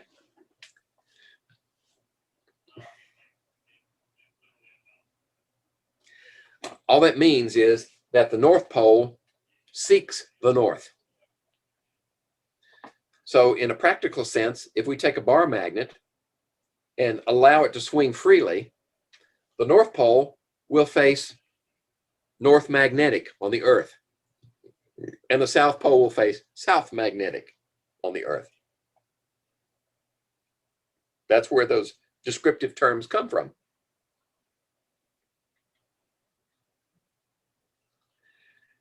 Okay. Now, when you bring two magnets together, two norths will repel, two souths will repel. A north and a south will attract. So that's the law of poles. The law of charges before was like charges repel, unlike charges attract. The law of poles is like poles repel and unlike poles attract. There you go.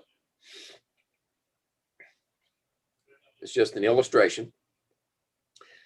These magnets are placed around this rod in such a fashion that they have like poles here and here. It's strange the way that circular magnet on one side of that circle, like this surface is one pole, down here's the other pole. Well, this one has a like pole to that one, so they repel one another.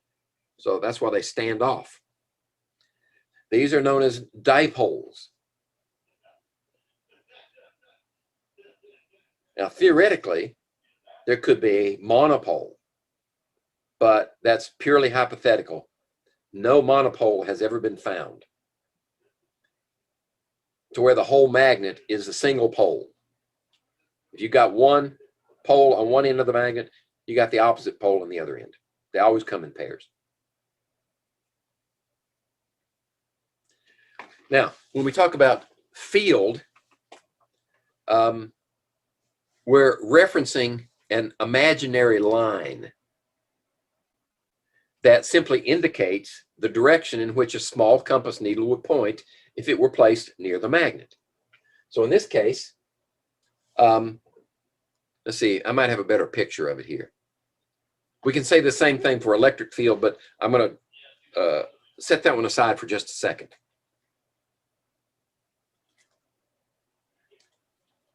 These magnetic field lines are vector quantities. In other words, they have both strength and direction. Let's see. So here we go. Yeah. So by convention, this vector lines exit from the magnet in this direction, like that, and they enter the south pole, exit the north, enter the south. And the lines go like that. And some of them eventually they go around like this and come back in. Okay? And if you place a compass anywhere around this magnet, it will tell you the direction of the magnetic field lines, designated by the B value. Here we go. Magnetic field designated by B. The electric field can be viewed the same way, only we call it E. The difference between the electric field and the magnetic field is the electric field can exist with a single charge. So if we have this negative here, then we can have field lines that are going this way.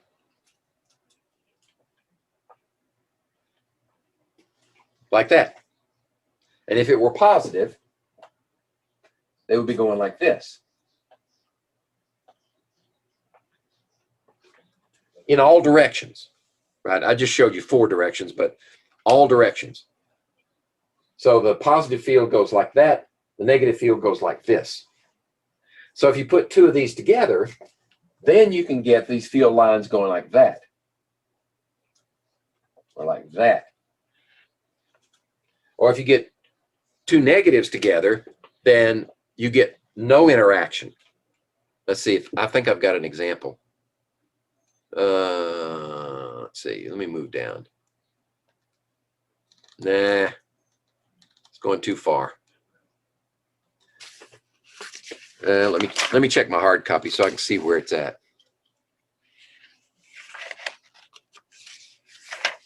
Well, I thought I had electric field lines in here somewhere. Did we already do those? Were they at the beginning? Hold on a second.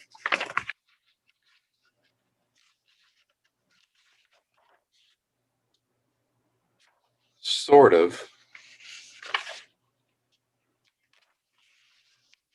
I know I've got a lab that uses electric field, so you'll get experience there,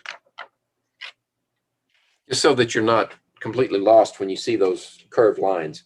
In fact, they're also in the in your textbook, I believe. Electric field lines.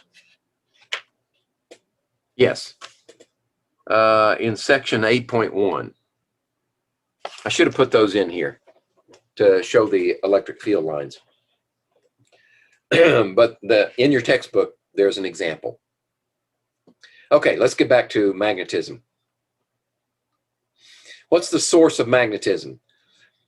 The conventional theory, the accepted theory, is that magnetism occurs when charge moves. So now we're relating charge and magnetism. You can move whole charges from one place to the other, and when it moves, you get a magnetic field.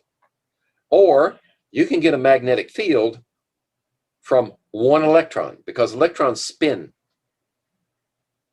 right? Either this way or that way. So they generate their own magnetic field from a spinning charge. This Danish physicist, Hans Ørsted, first discovered that a compass needle was deflected, actually moves when he passed current through a wire close to the compass. So that was the first indication that magnetism and electricity were related in some form or fashion. The current that was traveling through that line, electricity, was generating a magnetic field that was affecting the compass needle. So when he closed the circuit, he saw a deflection of the compass needle. When he opened the circuit, no deflection. In other words, the compass needle went back to true north. Well, not true north, magnetic north. So we can surmise that a wire that carries a current produces a magnetic field. The stronger the current, in other words, the higher the amperage, the stronger the field. And in fact, we use that characteristic, that relationship, to create electromagnets, which can be switched on and off.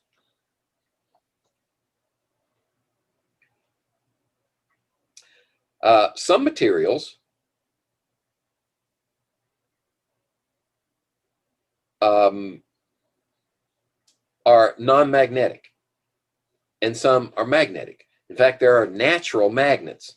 They call them lodestones. I don't know where to find them, but they do exist in nature, and they're basically chunks of iron that have been magnetized by some natural process. But we can make magnets also. But most substances are non-magnetic in their natural state. So if you look at them in terms of, let's see, on the next slide. Here we go. If you look at them internally, you find they have domains. They have it's like little tiny magnets throughout, and they're randomly oriented, right?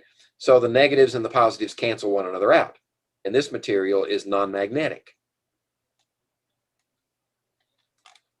Let's see. So let's go back here. Here we go. There are a few materials that can be magnetized. They're called ferromagnetic. Ferro referring to iron. So they're going to have iron in them.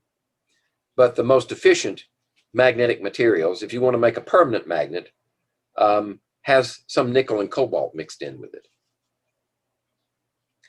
And these materials create magnetic domains that can be aligned. And if they are aligned properly, then the entire piece of material will have a north pole and a south pole.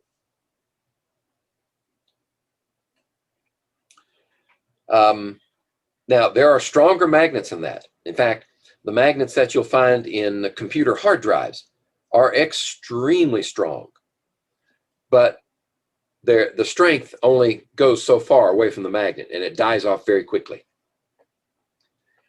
But these types of magnets are made out of this rare earth mineral, this rare earth element called neodymium. You mix a little bit of that with iron and boron, and you get an alloy that can produce an extremely strong magnet. Right? When you first put them together, they're not magnetized, but you can create a permanent magnet. And one way to do that is to take this non-magnetic material and place it in a magnetic field so that the field lines cause orientation of these smaller magnetic domains within the material. So they line up north to south across the material. Okay? Now, how do you get them to stay that way? Well, you've got to heat them up.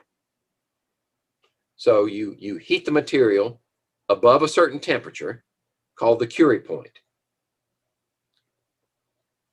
And then you hold that material in a magnetic field while it's above the Curie point. The Curie point just allows those little magnets free motion. Now they can be reoriented easily. And then you hold it in that magnetic field until it cools back down below the Curie point. And when it does that, it fixes those little magnetic domains in their magnetic positions. Now you have a permanent magnet.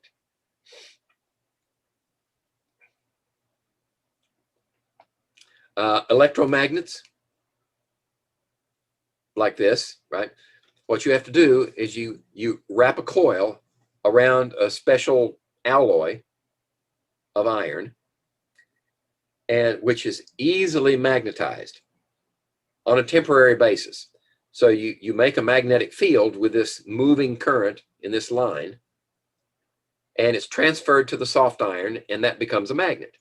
But as soon as you switch the power off, break the circuit, it becomes non-magnetic because you have not exceeded the Curie temperature. This is useful.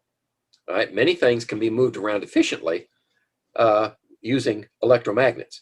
Turn on the magnet, pick up the metals, the ferromagnetic metals, move them over here, turn off the magnet, drop them.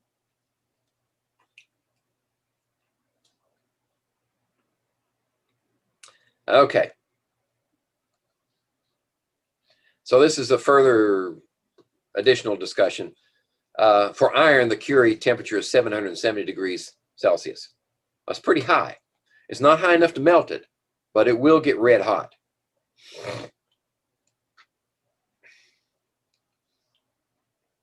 Okay, and this is just the same discussion I gave you a minute ago. Okay, how about the Earth's magnetic field, right? The Earth is essentially a huge magnet. It has a North Pole and a South Pole. And I don't mean geographic pole. I mean magnetic pole. Those are two different concepts. The North Pole currently is near the geographic North Pole. I'll show you a map here in a second that will confirm that for you. This magnetic field that's produced by the Earth extends its magnetic field lines into space, a long way into space, hundreds of miles. There's thousands of miles, actually, depending on what side of the Earth you're on. And it's responsible for producing the northern lights or the southern lights, because it creates these field lines of magnetic strength that direct magnetic or ions from the solar wind into the North or the South Pole. And as they travel along those lines, eventually they reach the upper atmosphere of the Earth and they bang into atoms and molecules at those altitudes, high altitudes. And when they do that, they release their energy as these lights.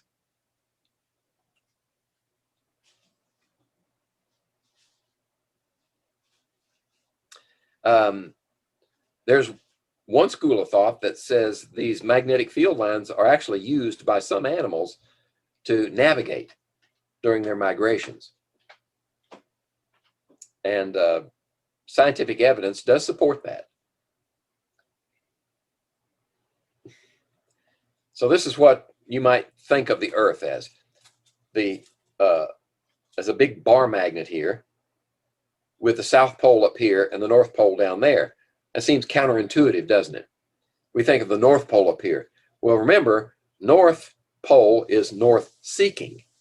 So when you hold your compass up, the North Pole on your compass needle points to the South Pole on this magnet. It lines up that way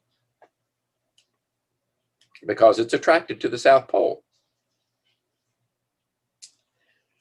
Okay. Now, what's the origin of the Earth's magnetic field? Nobody knows for sure. We don't completely understand it. But it's probably related to movement of charged particles in the liquid core, actually the outer core of the Earth. The inner core of the Earth is solid, so you're not going to get any movement there. But the outer core is still liquid. And movement of that material is enough. Moving charge creates a magnetic field. There you have it. That's one theory. You're not going to have a permanent magnet in the Earth's core because the temperature is much too hot. The Curie temperature is there and it stays there. So any magnetism that develops will not be permanent because it'll never cool down enough. Not in our lifetime anyway. Now, these magnetic poles that we can identify on the surface of the Earth are changing, which signifies that there are currents, there is movement in the Earth's core that are creating these magnetic poles because they're not permanently positioned, right? And we have an angular discrepancy between the magnetic North Pole and the geographic North Pole. Geographic North Pole, of course, is established by the spin of the Earth, right? At the geographic North Pole, you can stand on it and you will just stand still and you will spin with the Earth. But the magnetic North Pole is positioned away from the geographic North Pole. And that difference is called a magnetic declination. It's an angular difference. And it's been quantified and it's constantly updated because that magnetic pole is moving. So every so often, a government agency will remeasure and modify the magnetic North Pole because so much of the navigation on open water and in the air is tied to the compass. It's magnetic. In fact, the compass is more accurate in positioning your airplane or your boat than GPS system. Okay, so this declination depends on where you are on the Earth's surface. In the northern hemisphere, the magnetic North Pole is about 1,500 kilometers from the geographic North Pole. Right, so it's a long way off. So that means the compass doesn't point to true north. It points to magnetic north. Well, magnetic north, according to the compass, we already know that magnetic north is actually the South Pole of the Earth's magnet. And if you know this magnetic declination, then you can make an adjustment. So you know where magnetic north is. So depending on where you are, in general terms, on the Earth's surface, you can say, okay, I need to adjust my true north by a certain number of degrees. And all compasses have those degree markings on their rims so that you can make that adjustment. Okay, for example, if here in West Virginia, right there, the magnetic declination looks like it's in the neighborhood of maybe 7.5 degrees. So if you point to magnetic north, then 7.5 degrees to the right is geographic north.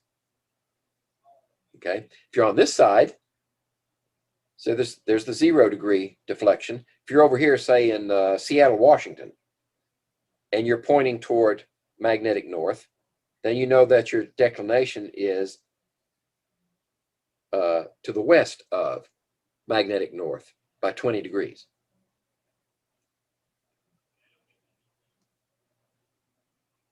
Okay, exactly where is magnetic north now? Well, we've been able to go back as far as 1590 and find that magnetic north used to be up here in northern Canada. And then it moved north a little bit, and then it moved south, and then it moved southeast down here, and then it worked its way back up. And about the time I was born, it was right in this region. And about the time I finished high school, it was up here. And by the time I finished my PhD, it was up here. Well, now it's up here, close to geographic north, but it's off center by about 1,500 kilometers, right? But what we're interested in is the magnetic declination, right? So if you're down here somewhere, then the magnetic declination is not that far off, just a few degrees. But if you're way over here, the magnetic declination is larger. All right, these are useful equations that we ran across in section 8.3 and 8.4. And now we're going to talk about electromagnetism. The relationship between electricity and magnetism in a practical sense.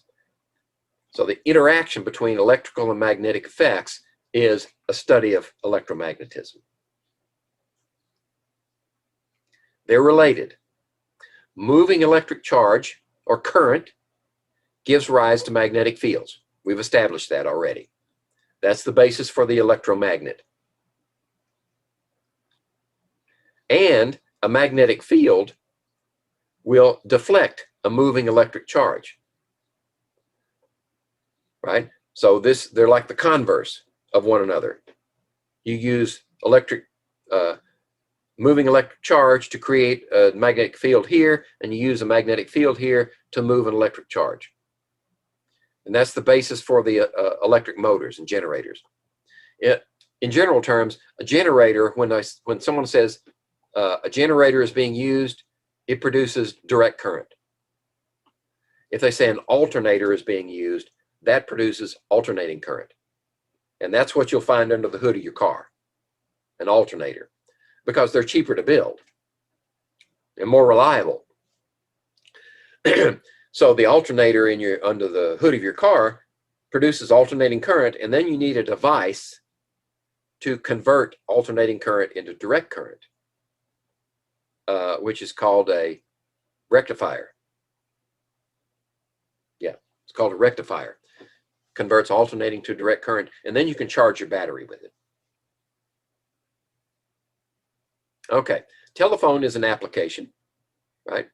And this is for landlines only, right? When you speak into a telephone, initially, the sound energy is converted into electrical energy by this relationship between magnetism and electric current. Vibrates a diaphragm, puts pressure on carbon grains, and the carbon grains resulting in varying amounts of resistance in the circuit. Right? So that's based upon Ohm's law. Varying amounts of resistance change the voltage in the line. I actually changed the current, excuse me, because the voltage is constant. For landlines, the voltage is 24 volts. So that's constant. You change resistance, that changes the current. But with digital communications, the sound waves are converted into electrical pulses that are digitized.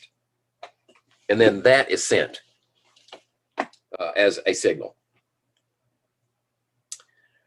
Then on the other end, in the speaker of your phone, this changing current runs through a winding around a permanent magnet. And when it does that, the magnet is drawn toward and away from, depending on the variation in the current, and that permanent magnet is attached to a diaphragm. And that diaphragm moves air at the same frequency as the person speaking on the other end. So that was essentially the design of Alexander Graham Bell's telephone.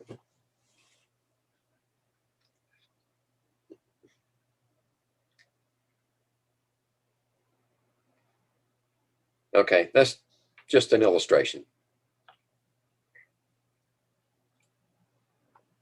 So when a moving charge or a current enters a magnetic field, that charge, whatever's carrying the charge, electrons for instance, will be deflected by the magnetic field. It has to be moving. If the charge is stationary, it won't move. But if it's moving and it enters the magnetic field, it will be deflected. Now, which way is it deflected? Well, if you draw a magnet like this,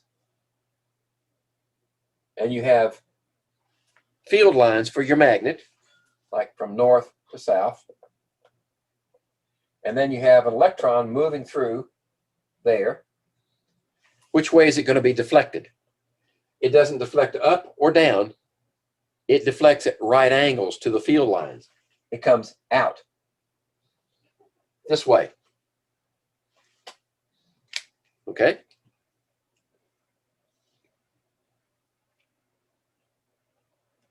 So here's what it looks like in this picture. So there's the electron moving through the field lines, and this is to show that it deflects out of the page, right? It gets bigger because it's getting closer to you.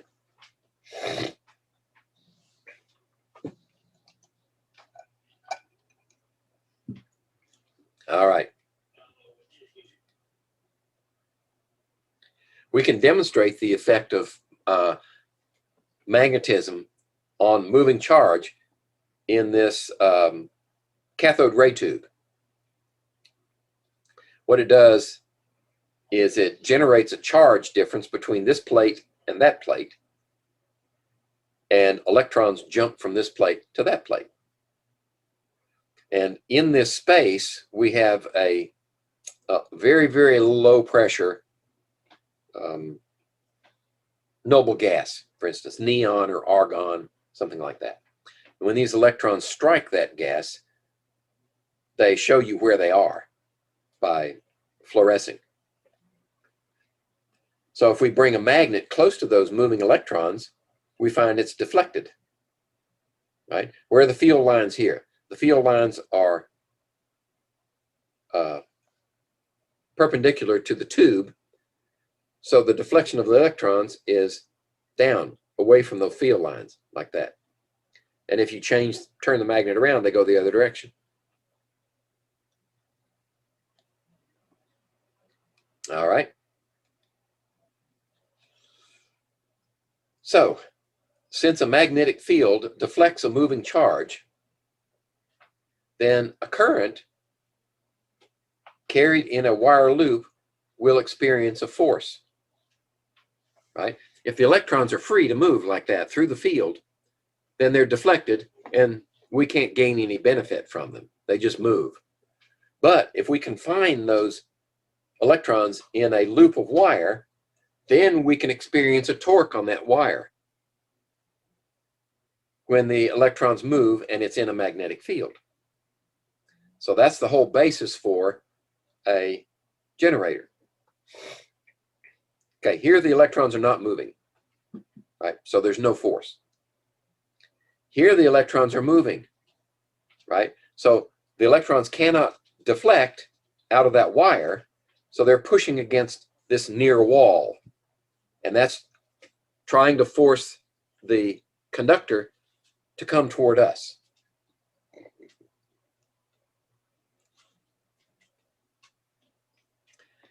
Okay, so you can have generators, alternators, for instance, or you can have motors.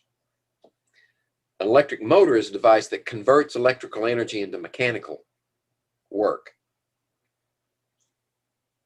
So we're taking that current running through the wires and extracting some energy from it.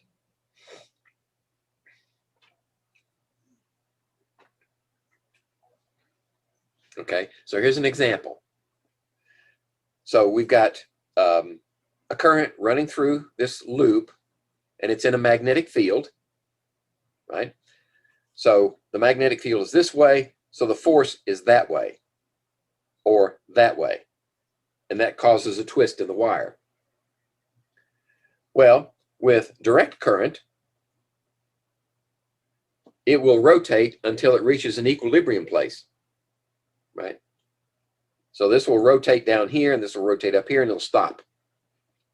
So that's what this split ring commutator is for. What it does is, as you rotate around like that, then the commutator switches current and makes the current, the direct current, switches direction. So now instead of going this way, it goes that way. So it keeps the thing spinning like that. So this is a DC, a direct current motor.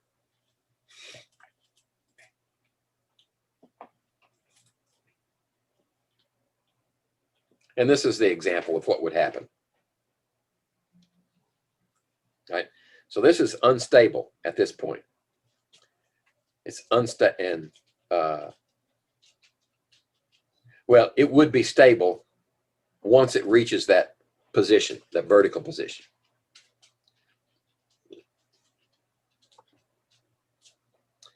Okay.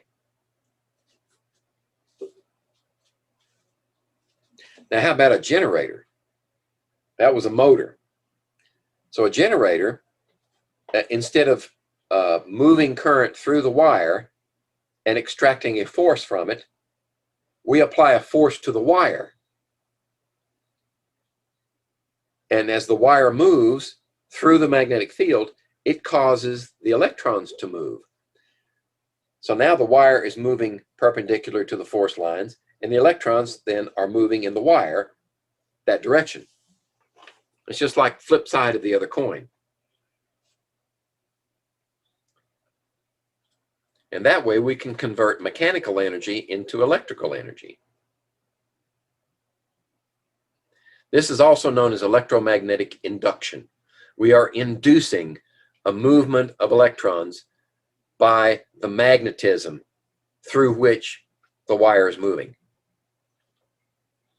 Now, this property was discovered by Michael Faraday in the middle 19th century.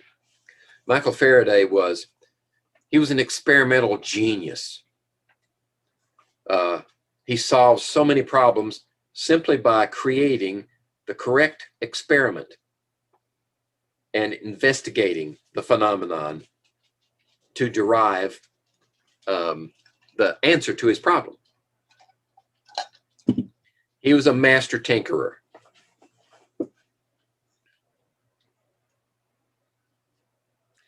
Okay. So you can either move the wire through the magnetic field, or you can move the magnetic field.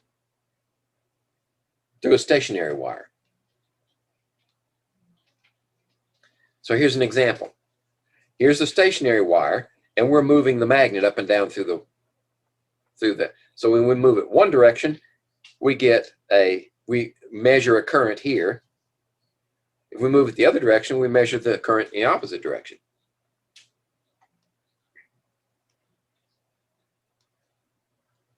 So if we spin this loop like that, then we get, at some point, we get a maximum voltage induced in the wire. And then it falls off as the wire enters a weaker part of the magnetic field. And if we keep spinning it, we generate a sine wave. Here we are. So this is our alternating current. Okay? One revolution produces a full wave. And if we spin that motor at 60 revolutions per minute, 60 revolutions per second, we get an alternating current that is typical of the current flowing through our home, through the wires in our home.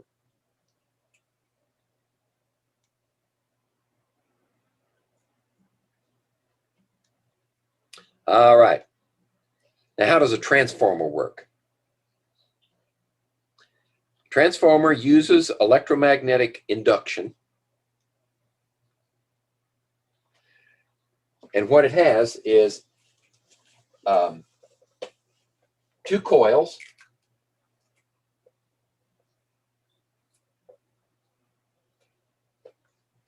of wire, right? This one is one circuit. And this is another circuit. And they are in a common magnetic field. So as long as current is moving through one of them, then it will produce a magnetic field near the other one and cause movement of electrons, electrical charge in that other one. Now, in order to be more efficient, we have an iron core here.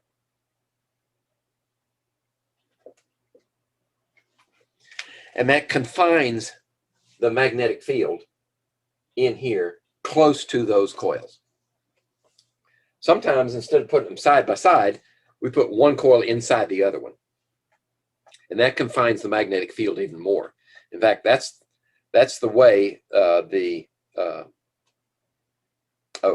my mind's gone blank.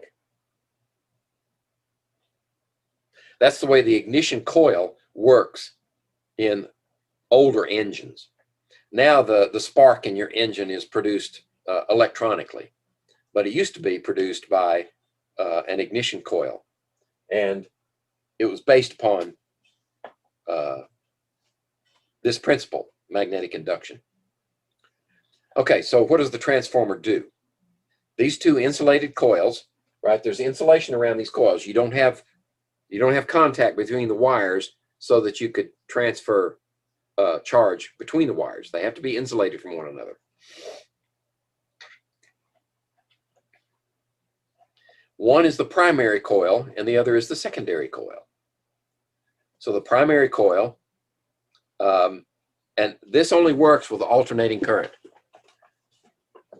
right? It doesn't work with direct current, because once you establish the field, then the electrons, they don't move anymore unless you're changing the field as if it were a generator or an electric motor.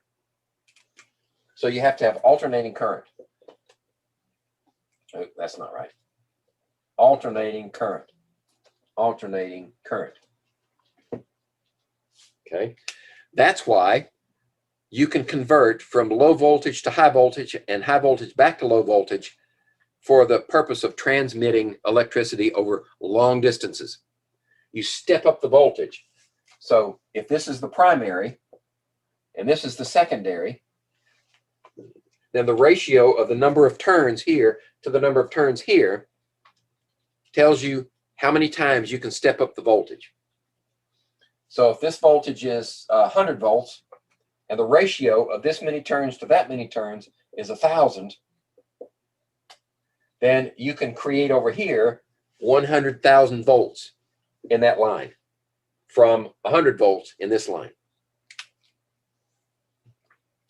And remember, with the higher voltage, you can transmit that over huge distances with very little loss of power.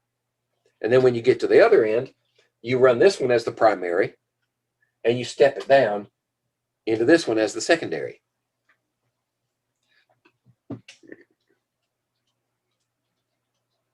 Right? So here's an example of a step-up transformer, right? Just a few turns here and lots of turns here generates a voltage equivalent to the ratio of the number of turns.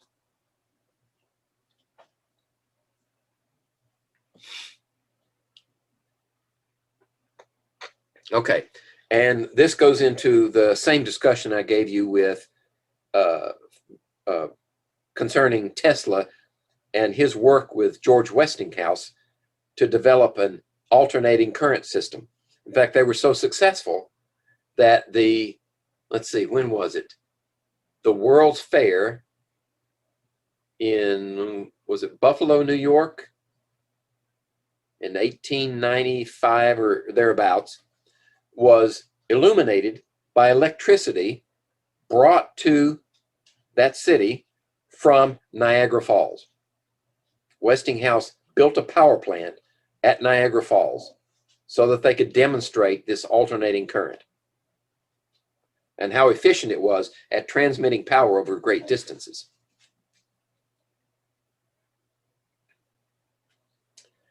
Okay, so I've already mentioned all of this before.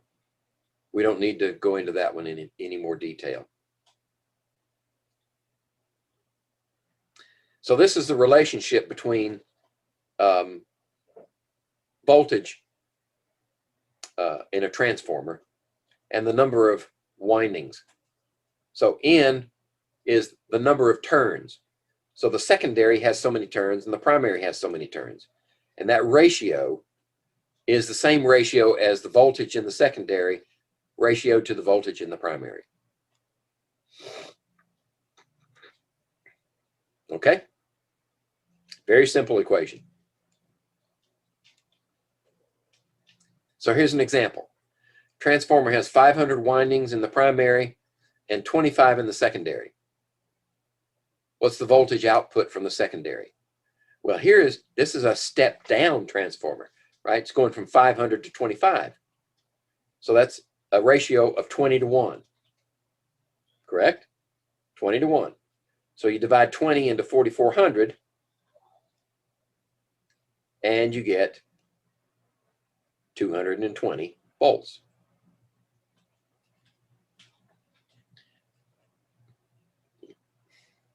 Okay, so this is what you would think of as a power distribution grid, right? You have the generating plant,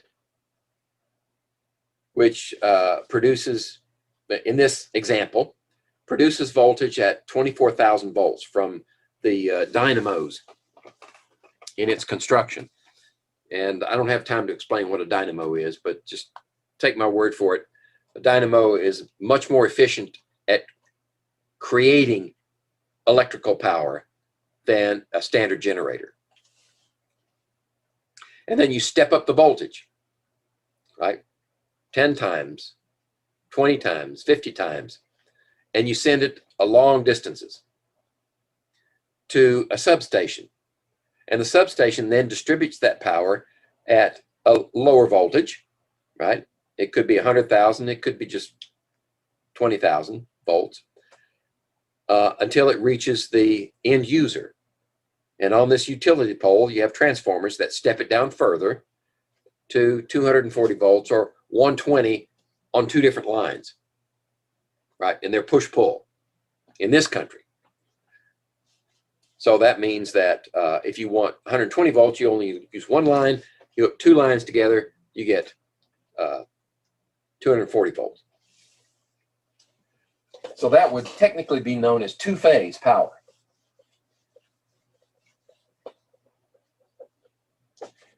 Many industrial uses require three-phase. And that's why on power lines, especially into industrialized areas, you'll see actually 3 lines going in.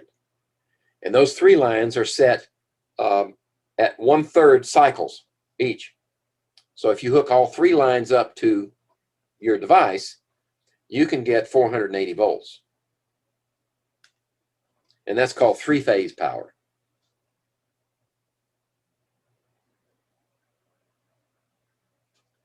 Okay, why isn't direct current used for transmission rather than alternating current?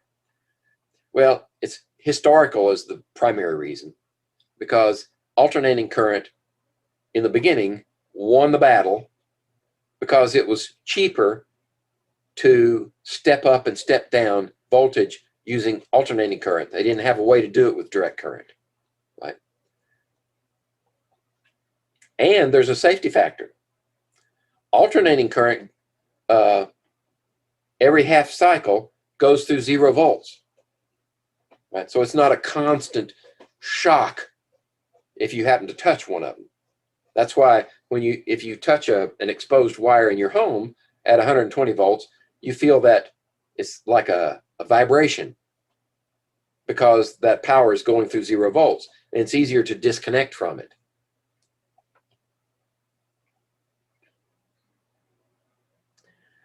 Nowadays, direct current is used in some applications to transmit power over long distances.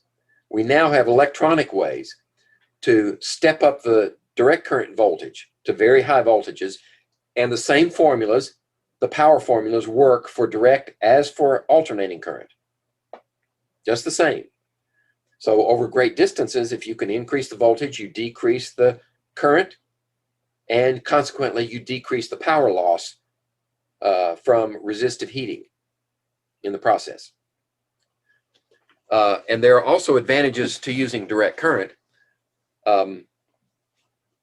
Actually, direct current loses less power in transmission than alternating current by 1% or more. And there are reasons for that, but I don't have time to go into it right now. The transmission lines are less complicated. The transmission of alternating current requires a special structure to the conductor on a high voltage line in order to make the power transmit efficiently. Whereas direct current, you can use much simpler, cheaper power lines to transmit high voltage DC. That's what HVDC means. And the other reason is that you don't have to convert alternating current to direct current when you get to the other end. You just have to change the voltage. Because if you're going to have batteries in your system as backup or as buffer or whatever the reason, and that's becoming more and more prevalent now with power distribution systems to have batteries built into the system, those batteries operate on direct current. So you can provide that power to recharge the batteries without having to change from alternating current to direct current.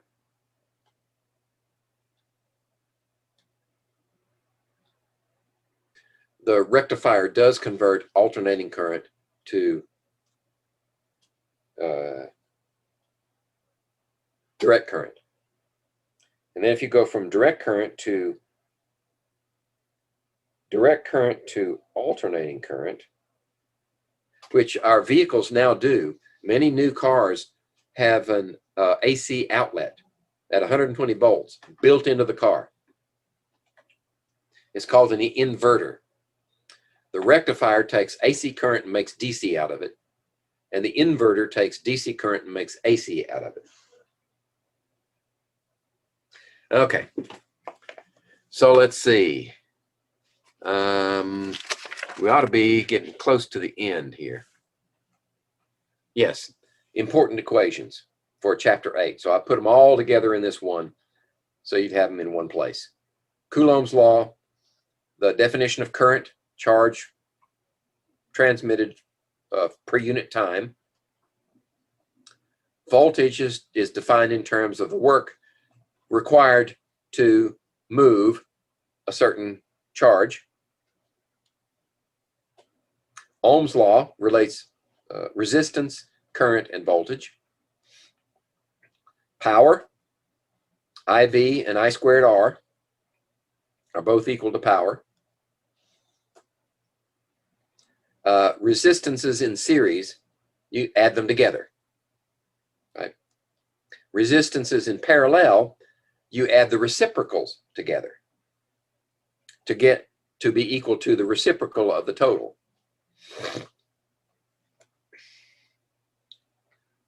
I don't use that formula. You can if you want. That's only good if you have two resistances. Transformers, step up or step down, doesn't matter. You just define the secondary and the primary coils, and as long as you put them in the right place, then you'll get the right answer. All right. That was chapter 8.